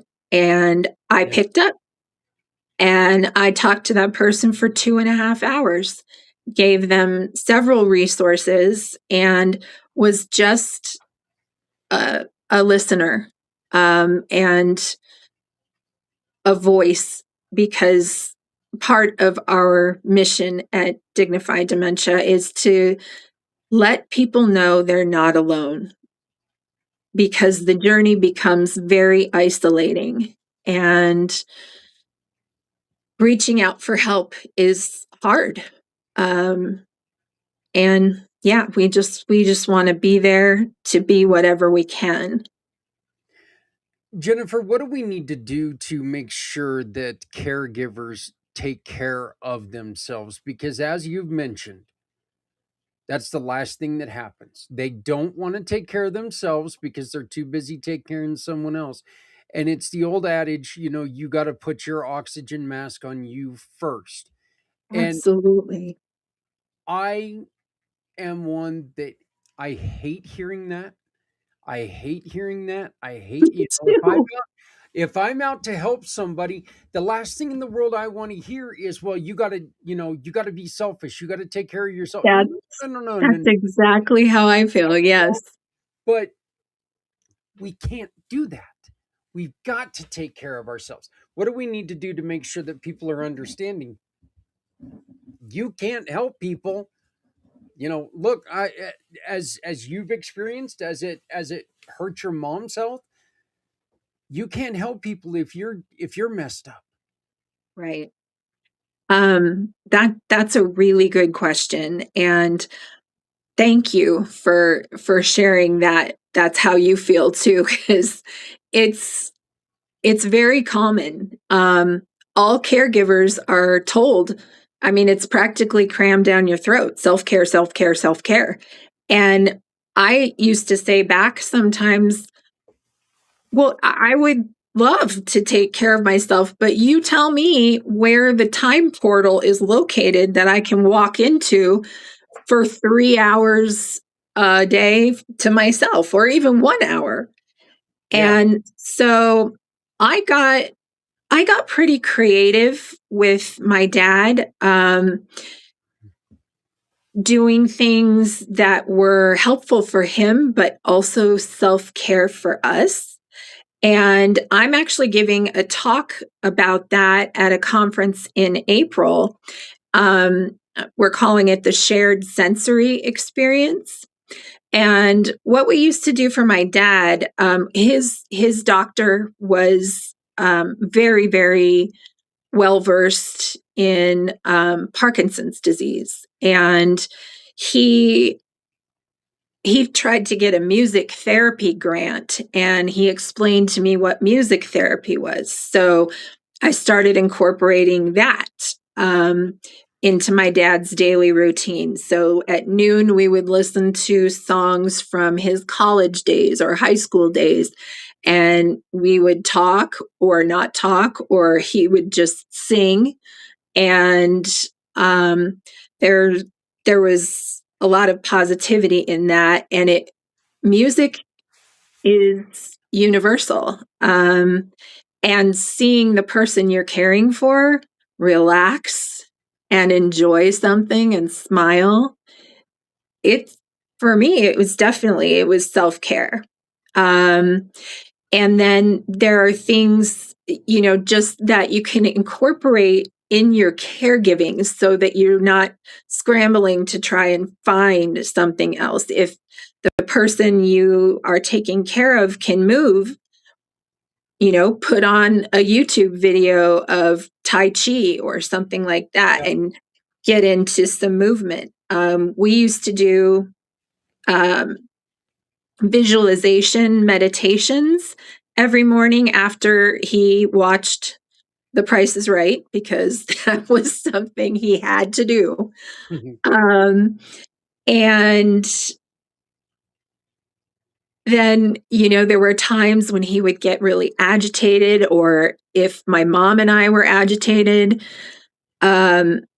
we put on a video of baby animals, with soothing music and things like that. And that is really great. That, to me, is the best way you're going to be able to incorporate regular self-care, is if you're doing it with the person you're caring for or alongside of them. However, there needs to be more than just that. And I just recently gave a talk to 3rd and 4th year medical students on the topic of caregiving. And I was given the objective to tell them by the end of my talk what the one thing we caregivers wish doctors knew. And I said, oh, one thing that, I tell these doctors what that one thing is, and then no one else has problems with caregiving ever. I said, that's not a hard topic. So, but I think we have to have educated providers, and we have to have paper resources, especially for like the baby boomer generation. For my generation, Gen X, there are apps that you can use in your daily caregiving that can help with reminders to take a breath or, do something for yourself. Make sure that you eat even. Yeah. But we need the support of the medical community, and we need better access to respite care. Because I don't know if you've ever tried to get care for a loved one or yourself or, anything like that. But there are plenty of companies out there that are happy to take your money, and come in and give care. And many of them are incredibly good. The two caregivers we had changed all of our lives. They improved all of our lives. But a lot of people, especially with Medicare, and know if they don't have long-term care insurance policies, it gets very expensive very fast. And just because healthcare should not be tied to money. We should be able to get the care we need when we need it.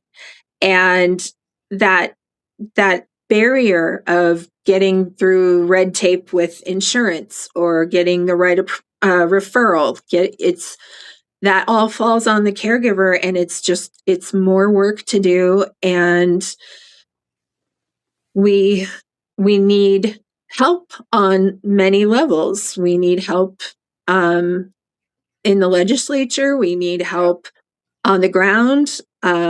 Yeah. So I really appreciate you asking that question, because caregivers need support. Yeah.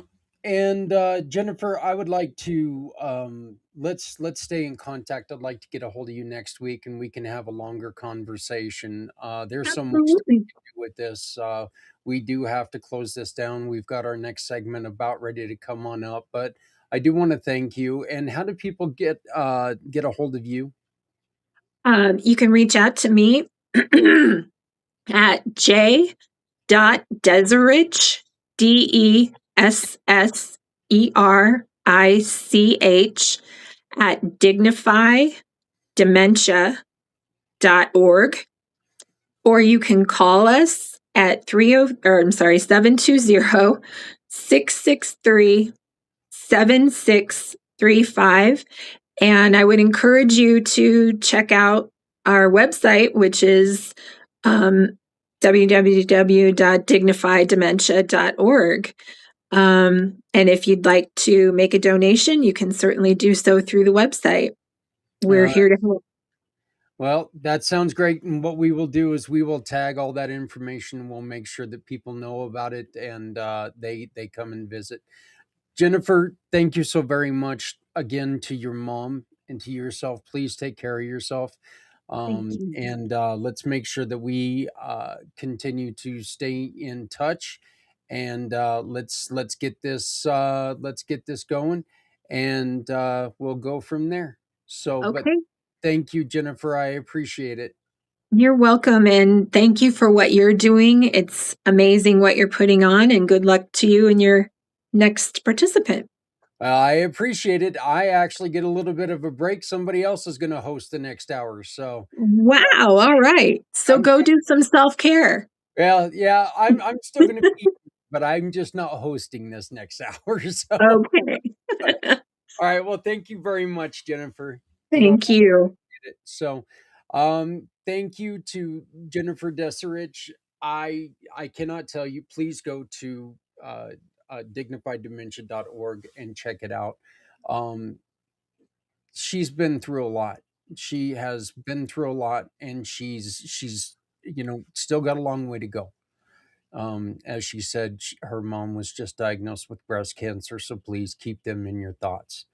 Coming up next, folks, we have the Things crew coming on, and they're going to take over for the next hour.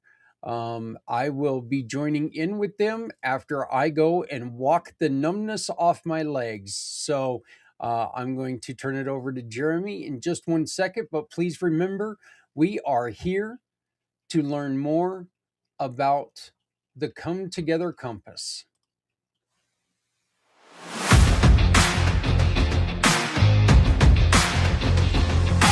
Hey you, yeah you, it's time to rise. Every heartbeat tells a story. A silent rhythm, strong and true. But silence helps one hear the call. Your voice can break down every wall. You're not alone in the fight. We're stand beside you, shining light. Never shut up, silence helps no one. Raise your voice, lift another until the battle's won. We stand together, stronger than before. Heroes rise when we speak out loud forevermore.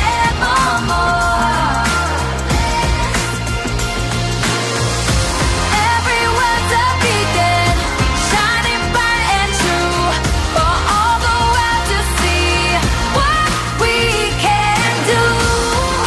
Never shut up, speak out loud. We stand together, together.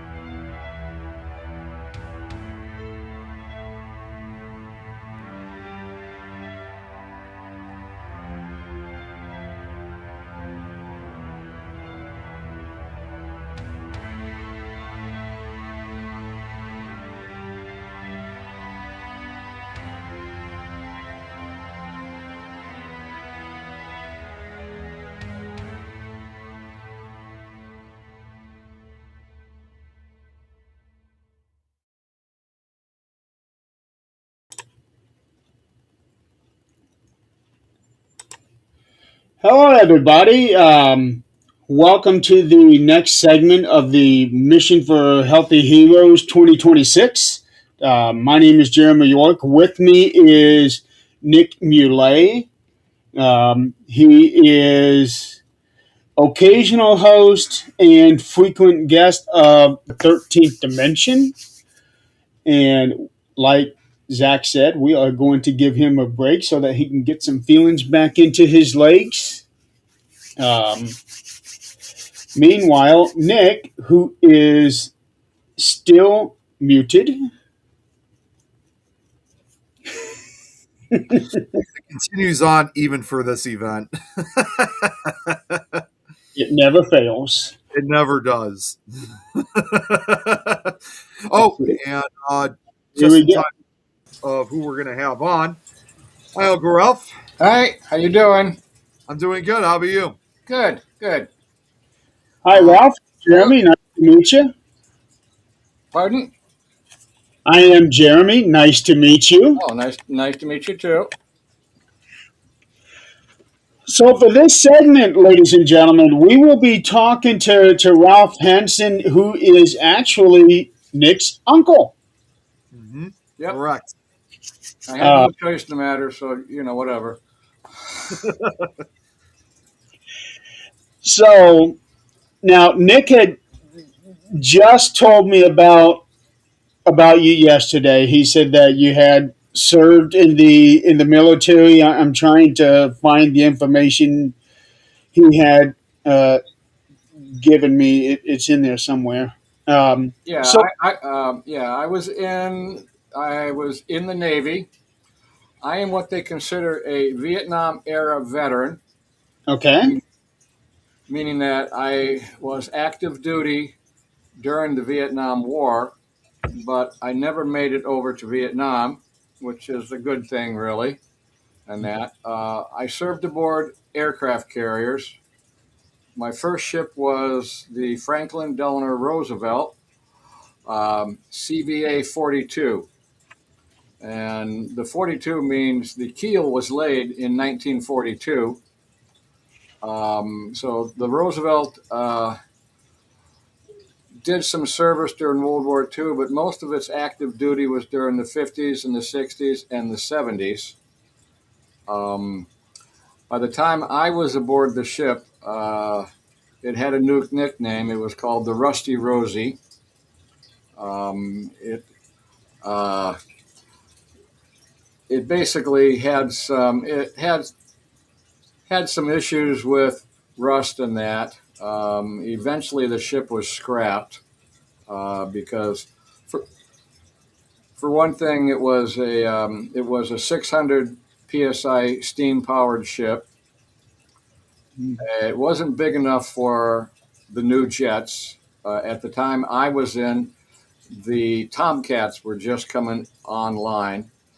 Um, the the planes that the Roosevelt had were the F-4 Phantoms, and those were used extensively in the Vietnam War. I used to have some pictures uh, of flight deck activities, but I can't seem to find them right now in that. But my first ship, it was about 1,000 feet long, um, and I was a machinist mate, and during some of my duties, I was also a mess deck master at arms. I was in charge of the scullery crew, which is just kind of boring, but they actually rotate the seamen through mess deck duties and that. Um, so I was in charge of about 7 people in the scullery, and that's where they took all the trays and the silverware and the glasses, and they ran them the through the big dishwashers and that. After that, I was assigned to the catapult steam repair shack. So I had I was working with a couple other people, and we had a berthing area that was right below the flight deck. So I was on the port side.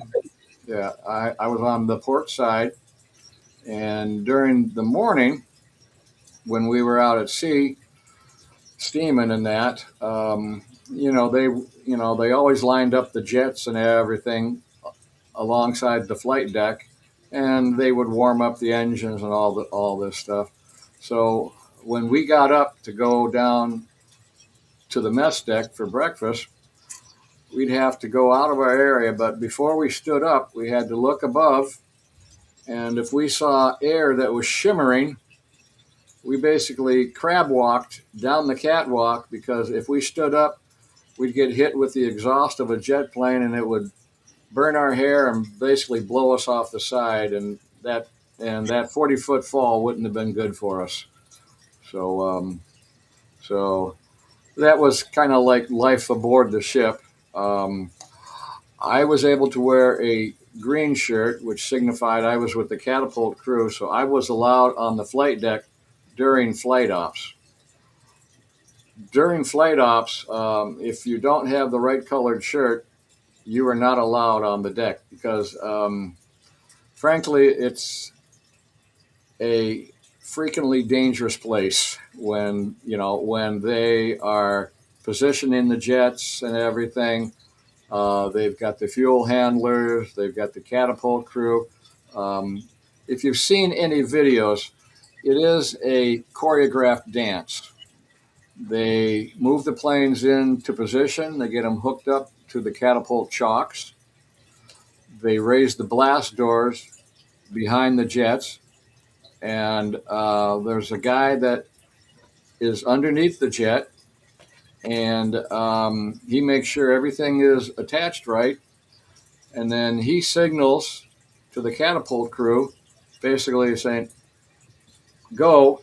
And then he ducks down real low because when he says go, the catapult crew pushes the button and the jet shoots off the front of the ship. So he is there, and he's got, he's got this F4 roaring overhead, and they do it all the time, constantly, and of course after a while they change the people out in that, um, and it's very loud. Of course, you've got all the jets going there. Night ops are really dangerous because if you've ever been at sea, there's no lights. Usually we were in blacked out conditions in that, except for the exhaust of the jets. And you really can't see what you're doing that much. Wow. Yeah, that makes it even much more dangerous. Oh, yeah. I found a picture.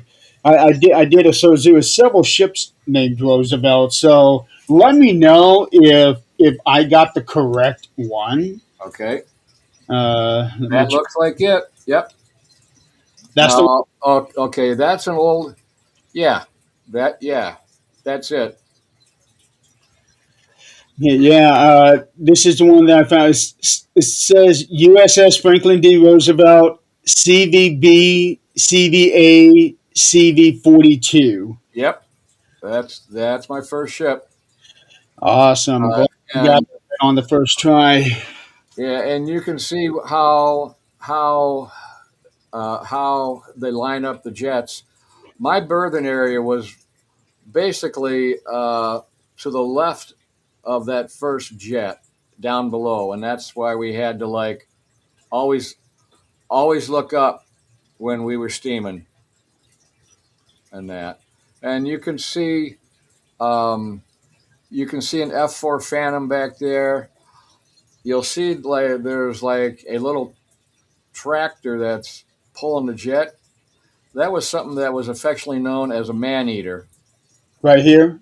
Yeah, basically it had a big intake underneath it, and if you were unfortunate enough to be walking too close to it when the engine was revving up, it would suck you right in, and there was no hope for you.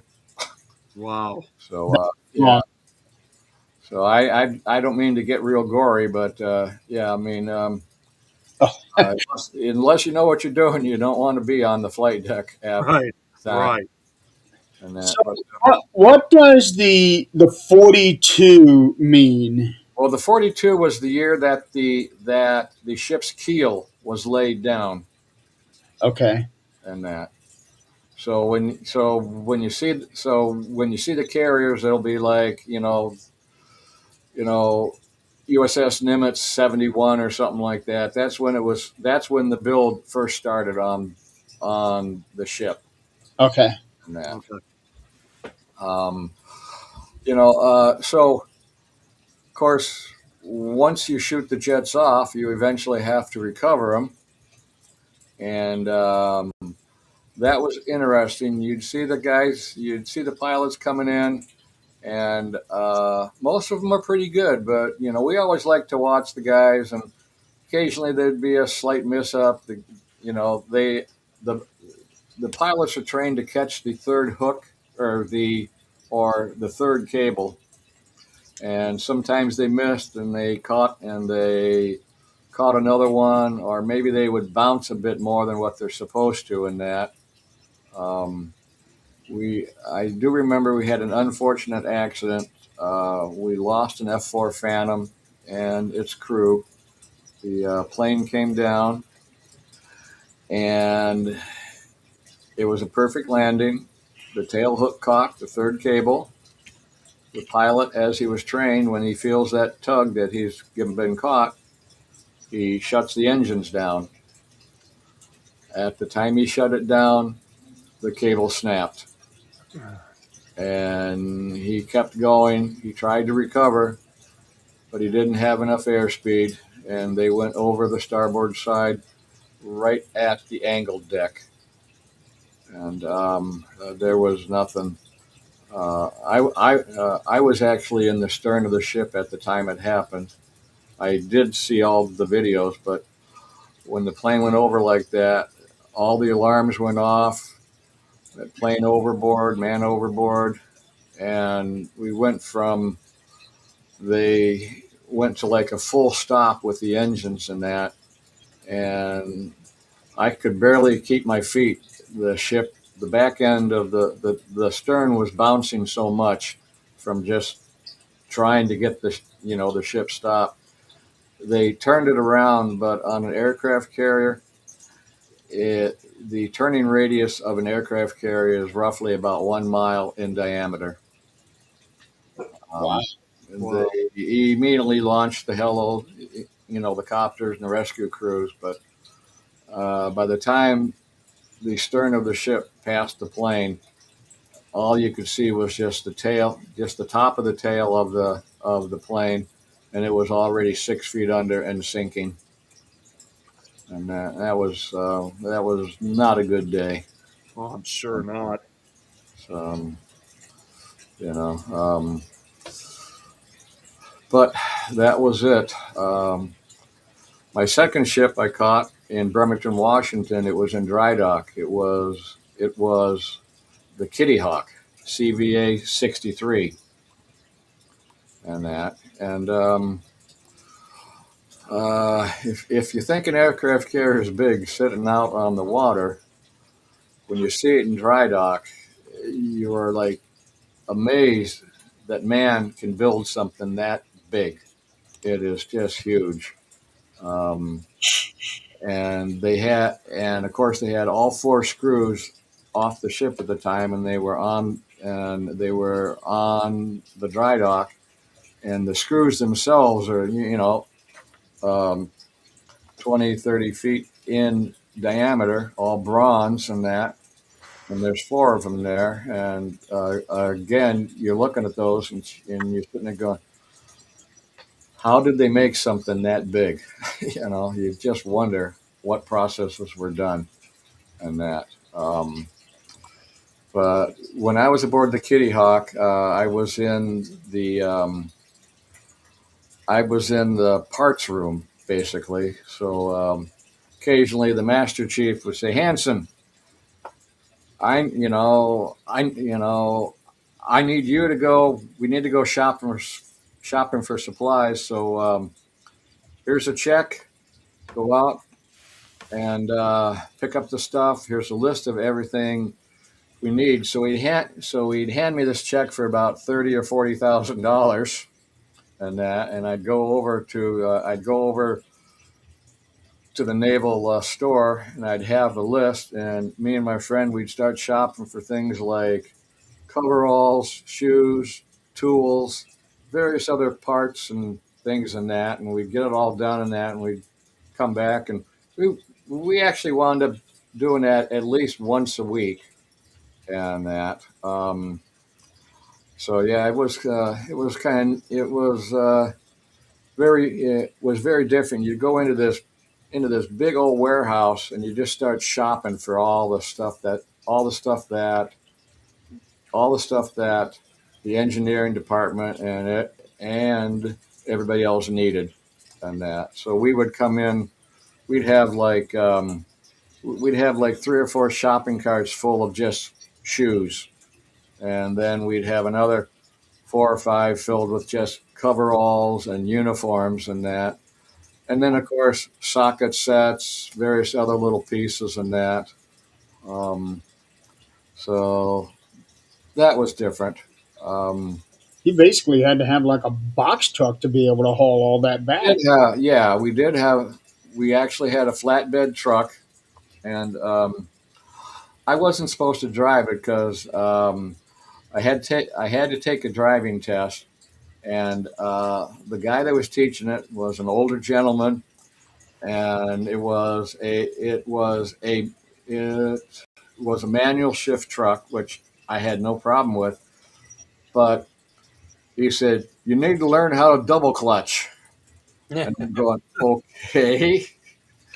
So I tried practicing double clutch and that, but he said, "No, you're just failing it. So no, I'm not going to give you the license to this." But I drove the damn thing anyway. You know, um, it's a manual shift, and I'm going, I don't care about double clutching. I'm just going to get it through the gears and go.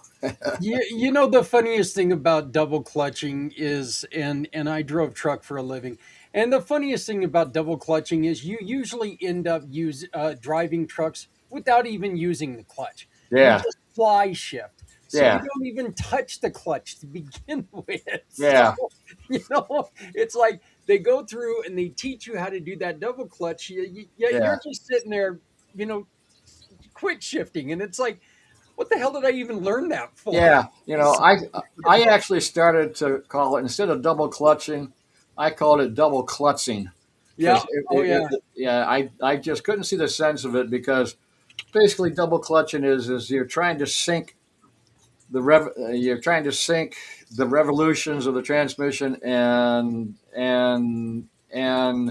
the engine together, and that. And if you get it down good, it's it's it's fine. But most of the time, push the clutch in all the way, shift gears, go. I really didn't need to learn double clutching, Yeah. Yeah. but Um, did Meet Zach Clayton. yeah. Yeah, this is Zach, by the way. Well, He's actually the one who's heading up this 22-hour marathon here, okay. and we were supposed to be giving him a break, but he decided to join us anyway. Yeah.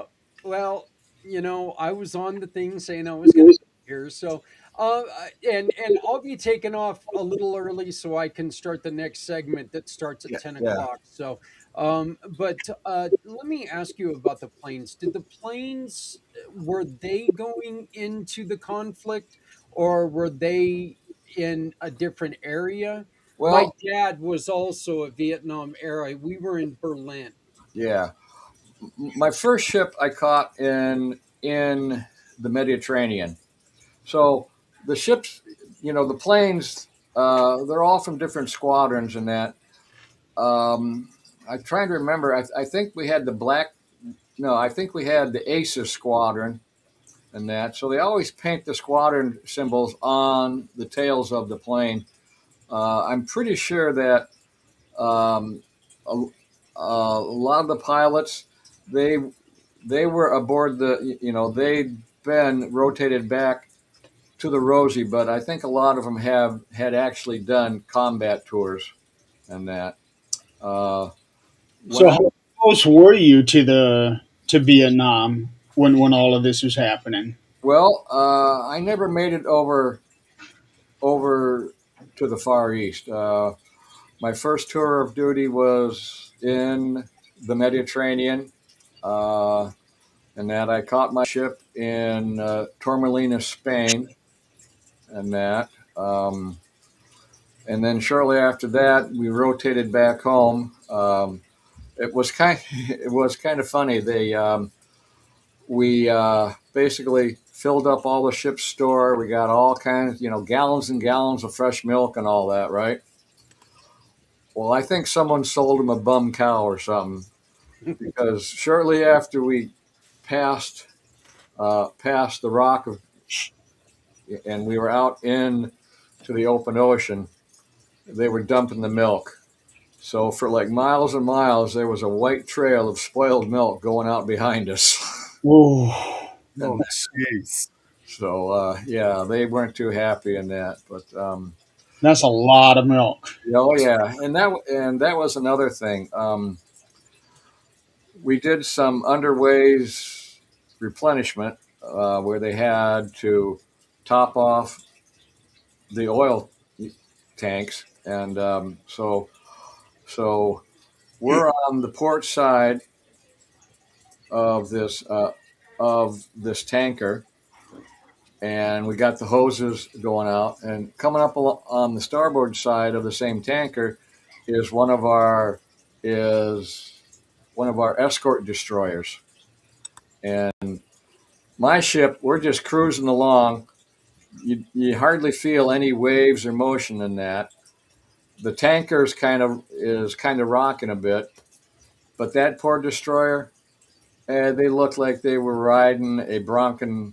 They looked like they were in a rodeo trying to ride a bronco, horse in that. I mean, they were pitching up and down, turning every way, but they got hooked up and got their tanks fueled up, and that.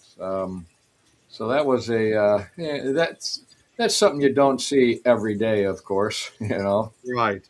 and that. But that's about it. That was my service. I spent some time at the Philadelphia Naval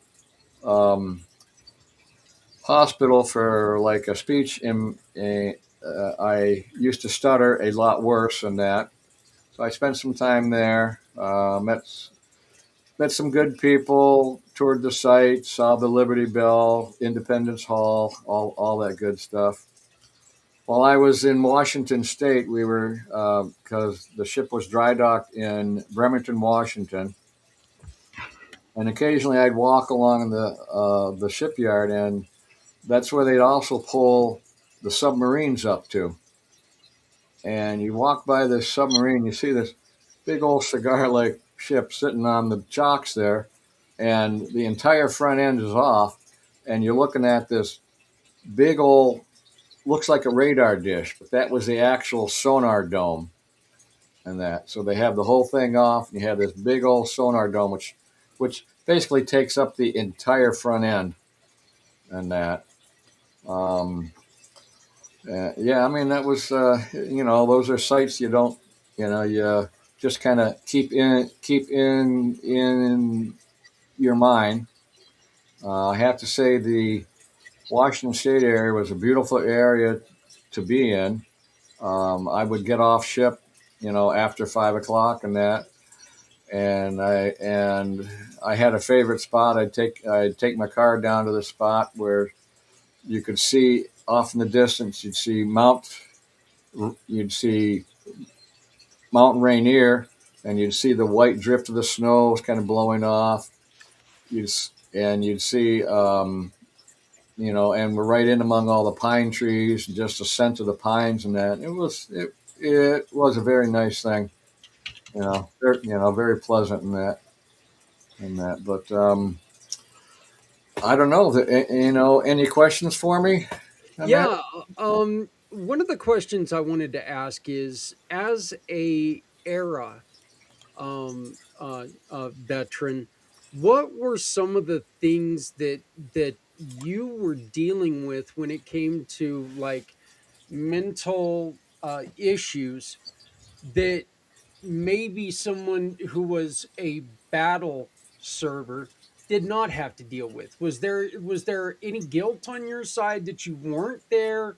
Was there anything that you had to go through as a non-combatant that Not really. At the time I was in, they were winding down from the Vietnam War. I mean, I remember sitting in the engineering office, and on TV, I saw the helicopter on top of the U.S. Uh, embassy, and people trying to scramble up ladders and that, and yeah, that was yeah, in that. So like we were winding down. So at that time, everything was tired. The ships were tired.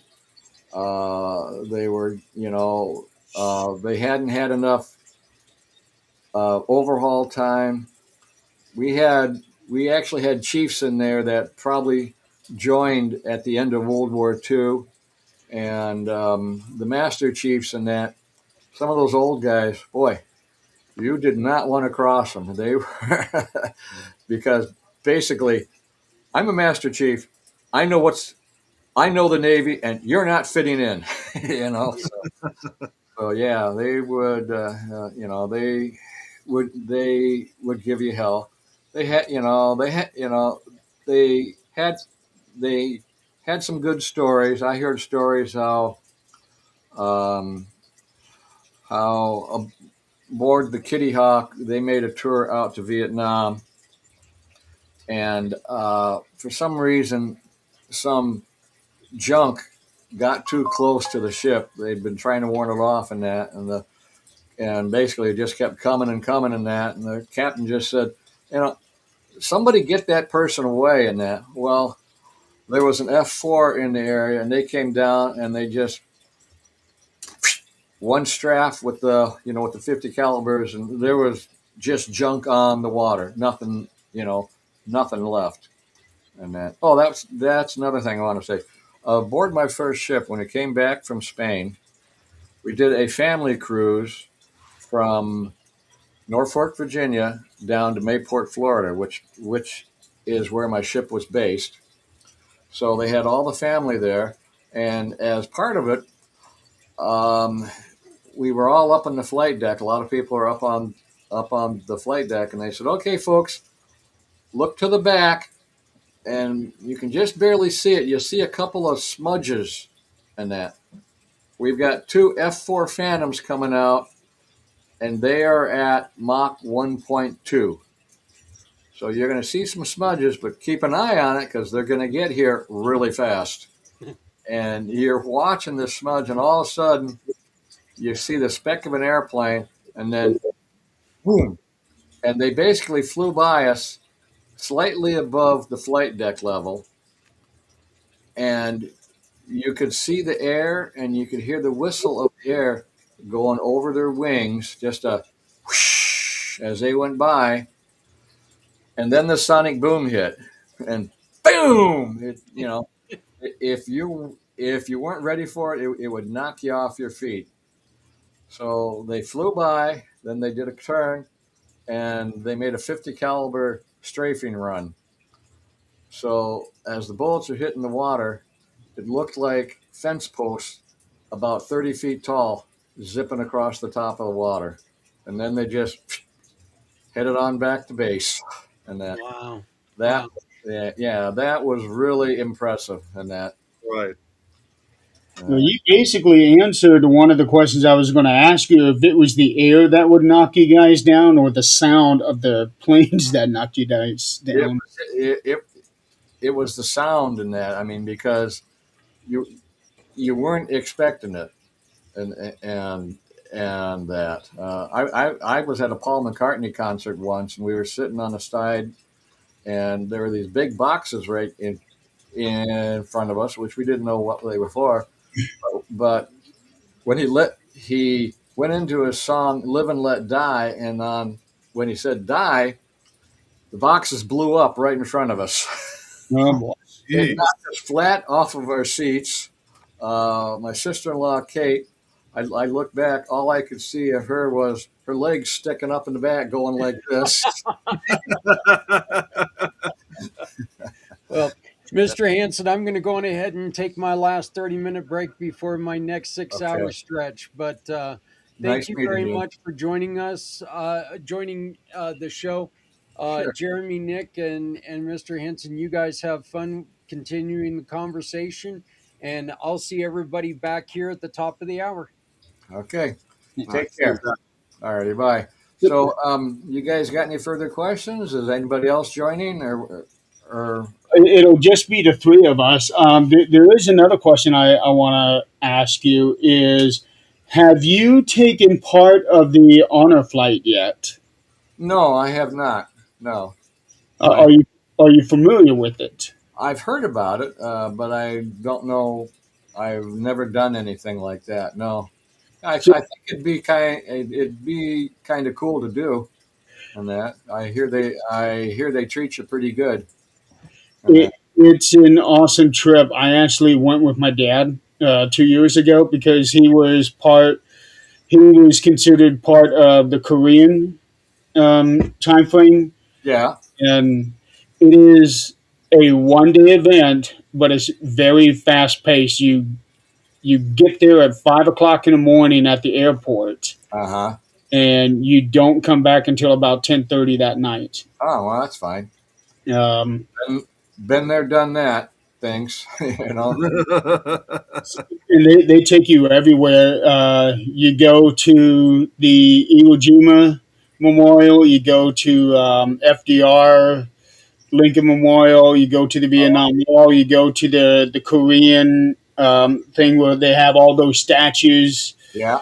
Um, let's see. We went to the 9/11 Memorial out there at the Pentagon. Oh, okay. Um, I would love to do that. Sign me up. basically, all you have to do is go to honorflight.org. Yeah. Okay. It's very, very easy. Click on find a hub you need. What state are you in? Illinois, Okay, so let me Chicago area.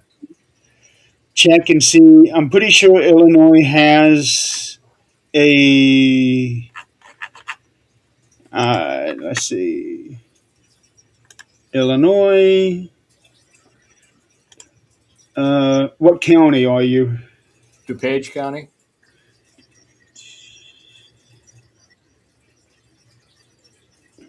Okay, found it. While he's looking, Uncle Ralph, my mom just showed up briefly, and she told me to say hi. Who? Who? My mom. Oh, okay. Hi, Mary. Oh, ask her if she saw my latest email about Nancy's timesheets. Oh, okay. Yeah, I definitely will do that as soon as we get off. Okay, I found the website you want. I am going to forward that to Nick so that he can forward that to you. Yeah, Okay. I'll send it to you through the email again. Yeah. Yeah. That sounds good. That's the best way for me. So basically, what this is, it is a free event for you, Uh-huh. but you will have a guardian with you, and that guardian, it really it can be anybody. Oh, my Uh, daughter is a captain in the Illinois National Guard. Of course, she's due with her first baby in May, but oh, yeah. okay. But I could probably find uh, I could probably find someone in that's willing to go along. So what that guardian is, this person is basically responsible for you. So like, if you had any medications or food that you needed to take with you, the guardian would be over that. If I you Yeah, have a wheelchair, that person yeah. pushes you. But the guardian has to pay $400 to go Oh, on this thing. okay. Yeah. The I veteran is free. I'm 73, but I'm in fairly good shape. I just had a shoulder operation. They kind of did a reverse socket thing on me, but for the most part, I'm independent. I mean, I walk by myself, feed myself, clothe myself. Yeah, Okay. I don't have any major restrictions on me and that. Now that's even better for you. Yeah, except just what my wife puts on me, but we won't go into that. So Oh, well, that's typical. That's just typical. anyway, I got to get moving on here. Speaking of my wife and that, I don't know if Nick mentioned that, but yeah, we've had some medical issues with her and that, so we have her in a rehab home, trying to get her strength built back up and that. So Well, good luck with that. yeah, and I'm not able to drive yet uh, due to my shoulder surgery, which has been really frustrating. Right. Uh, Right. so, I can relate. I've had shoulder surgery. My dad had shoulder replacement, so I understand how that is. yeah, so I'm going to go ahead and drop off. Uh, Nick, I really enjoyed this. Hope I gave you guys some idea of what it was like aboard ship. A lot of times when we're aboard ship and we're steaming and that, we would do a normal work day, and then that was it. Back then, if we wanted to talk to the family and that, we wrote a letter. Yeah. Right. We could call once we were in port. You could make a phone call and that. but nowadays it's entirely different. You got emails, you got Zoom calls aboard ship, all kinds of stuff and that. But back then, yeah, it was. You want to talk? Write a letter. you know? It's nice, but at the same time, it's a pain. Yeah. So anyway, okay. Uncle Ralph, thank you so much for taking the time for coming on. So really appreciate it. You really enjoyed the stories. Take care. All right, have a good one. Tell Aunt Nancy I said hi. Bye. All right. Let's see. How do I get out of here? Let's see. There should be some. Well, the simple thing is just click on the X at the top. Yep, I see it. Log out. All right, take care. Bye now. All right. It was quite a story. Huh? That was quite a story you told. It was quite a story. Two gruesome stories there. He's talking about losing somebody while out there on the ship, so that's got to be traumatic. It's something you never forget. No. And I knew that the suction would be strong in the engines, but to actually really pull you in, I thought that was just stuff they did in the movies. Unfortunately, he's obviously proven wrong. That pretty much was real life. That was reality. That could really happen to you. Yeah, and if you actually witness something like that, that is the stuff of nightmares, basically. Especially if it's someone who not only is a member of your crew, but also somebody that you may have developed a close friendship with. Yep. So that's even worse. It would be. Something like that you don't get over. No. When something like that happens, I mean, that sticks with you forever. It never goes away. He was actually lucky that he came in basically at the tail end of Vietnam, so he didn't get to see any of the ugly stuff. Yeah, compared to many other veterans who have, he's very, very fortunate.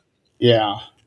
My dad got out of the service right before they started going to Vietnam.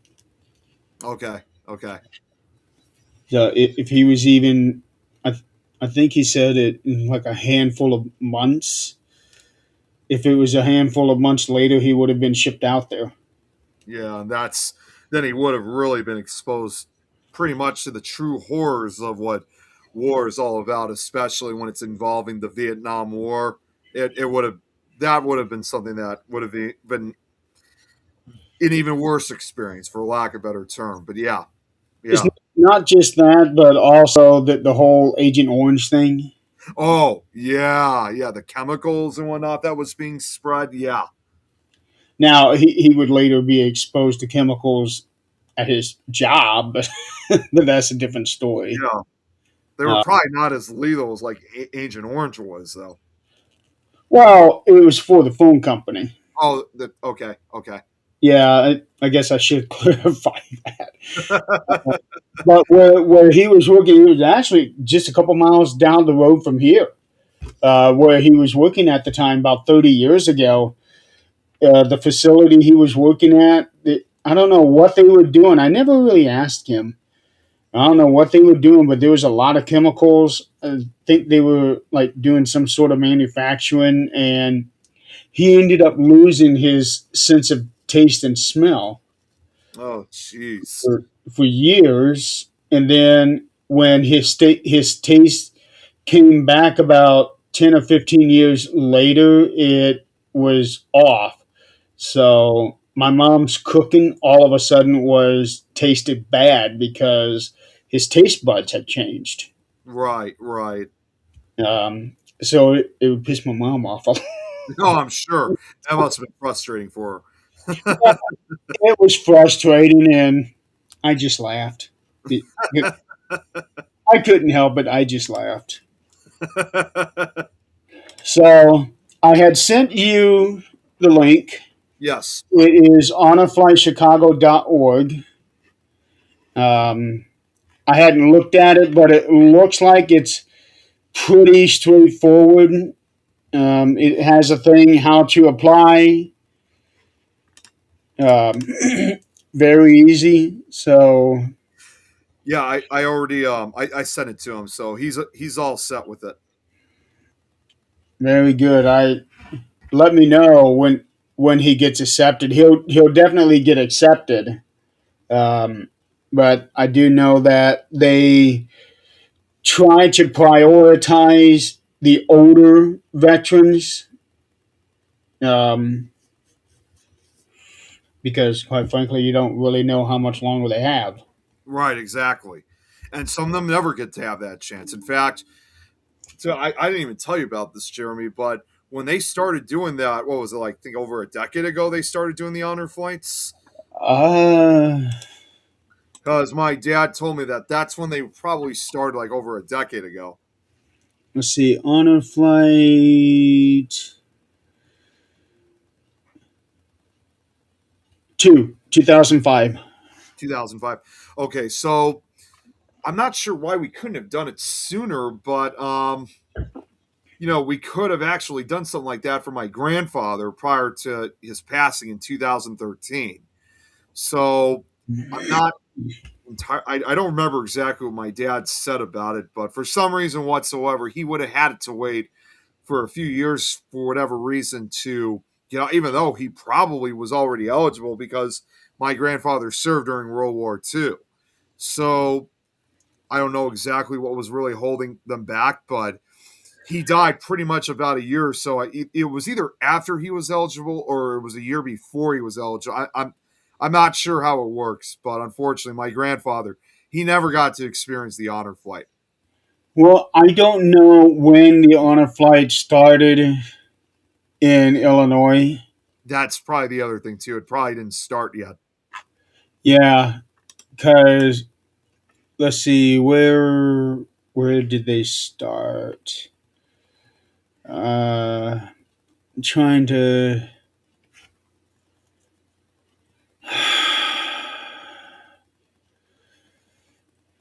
It looks like it might have started in Ohio.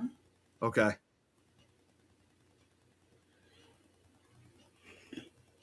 And then it would just had to spread out over time. I still don't think that every state has it yet. Right. Um, I wouldn't even be surprised if like that even goes to the territories. The territories probably don't even have it either. um, I'm doubtful on that. That's what I mean. Yeah, I don't even know if they would have them. Yeah, they. I'm going to guess no, but I don't know. Let's see. Uh, hub names A to Z. Okay, here we go. Let's see. All right, Wisconsin, New York, North Carolina. Well, no, that's going to take too long trying to. By state and county. Let's see. All right, so we have Alabama, Alaska, America, Samoan, Okay, one of the territories. Arizona, Arkansas, California, Colorado, Connecticut, Delaware. They actually have one in D.C. There's no point in.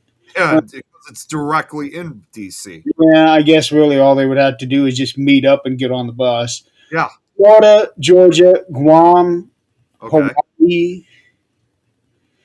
Idaho, Illinois, Indiana, Iowa, Kansas, Kentucky, Louisiana, Maine, Maryland, Massachusetts, Michigan, Minnesota, Mississippi, Missouri, Montana, Nebraska, Nevada, North Carolina, North Dakota, Ohio, Oklahoma, Oregon, Pennsylvania, Rhode Island, South Carolina, South Dakota, Tennessee, Texas, Utah, Vermont, the Virginian Islands, Okay. Virginia, Washington, West Virginia, Wisconsin, and Wyoming. So 1, 2, 3, 4, 5, 6, 7, 8, 9, 10, 11, 12, 13, 14, 15, 16, 17, 18, 19, 20. 1, 2, 3, 4, 5, 6, 7, 8, 9, 10, 11, 12, 13, 14, 15, 16, 17, 18, 19, 20. 1, 2, 3, 4, 5, 6, 7, 8, 9, 10, 11, 12, 13, 14 states and territories, 54 states and territories. Okay, so even some of the territories are allowed to. So that would be the Guam, U.S. Virgin Islands, and American. Yeah. Besides Puerto Rico and Northern Mariana Islands is not there. Yeah, so Virginia Islands. Guam and American Samoa. American Samoa and DC, so looks like it is available in all 50 states. Just the only territories that are not part of it, though, looks like was Puerto Rico and Northern Mariana Islands.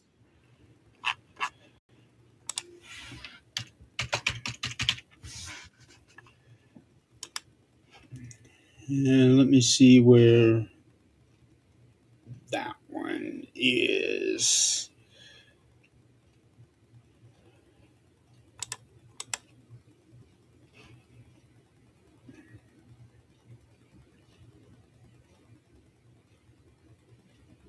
Oh. Hell, that could actually be part of Hawaii, really. Oh, okay. Okay.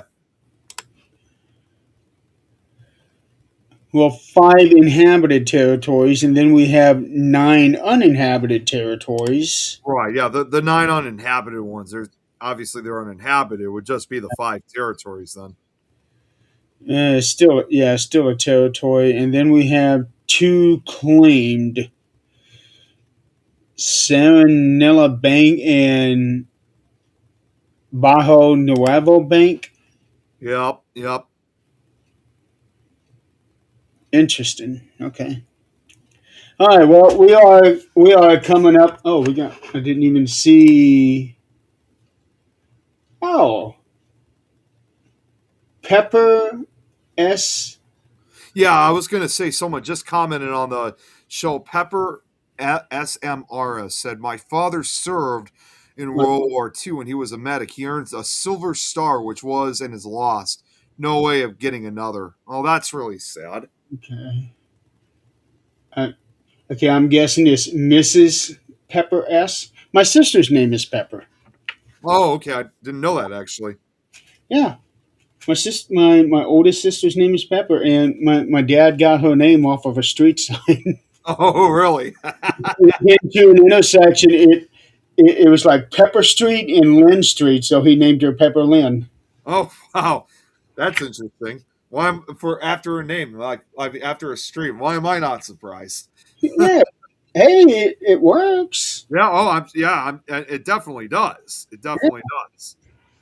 So we are actually at the. Thank you, by the way, for joining us. But there's going to be another segment starting here in about 5 minutes. It will not be this particular live. Zach will be starting a new live at 1 o'clock Eastern, depending on what time zone you're in. So this is the end of segment 3 of the Mission for Healthy Heroes 2026. Nick and I will be back in 7 hours for the Supernatural Talk segment of this marathon. We will, it'll be the two of us along with Adrian, and we will be talking for an hour, and then Nick and I will make our exit, and it'll be Adrian, Jan, and Lynn who does tarot reading, and then an hour after that it goes down to Lynn, where she will be doing a full hour of tarot reading. So, and also to add to it too, I wasn't sure what time Zach wanted to do this. In addition, I'm also going to be doing because I know he told me that there were still a few spots open. I just don't know what time. Of me doing a pre-recorded episode of Nick Files, which I finally, oh my God, That took a lot longer than I expected. And if that wasn't worse enough, again, I finally did something about the storage. And I'm not even joking when I tell you this. I literally had to spend almost the entire night last night getting all the information put on the slideshow. So the only thing I just got to do quickly was so quiet on us yesterday. Yeah, because I was so focused on it. Yeah. So it is ready to go. It should only as usual. I also wanted to have enough so it could last for the entire hour. But more importantly, too, the only thing I just got to do, which I'm going to do right after we get off here, is I got all the pictures I got to add, and then after a few minutes after I need to catch a breath, I'm going to do the pre-recorded episode then, so it could broadcast sometime probably later tonight. Oh, you haven't recorded it yet? I haven't, so that's why my schedule's very tight for today. So I'm going to be doing that in literally like right after I get the pictures. Will only just take like no more than 5 to 10 minutes at most, compared to like when I had to get the information. So I'll be able to do that, and then once I have that ready, I'll be doing the show immediately. Okay, yeah. I know I'm cutting it short, but it was a really frustrating experience. So, words of the legendary and wise turtle Michelangelo, clock's ticking, dude.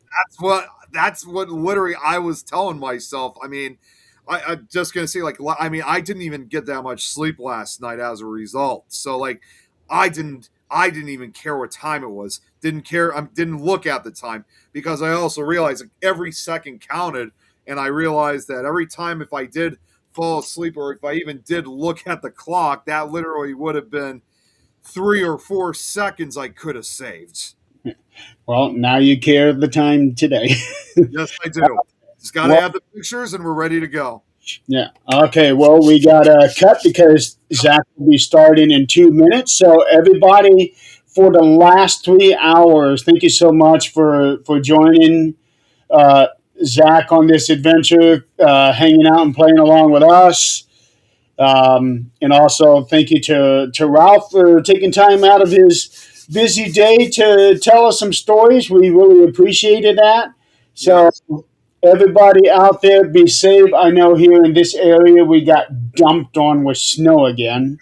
That happened to us too. It's probably the same system that affected us. You guys got it too.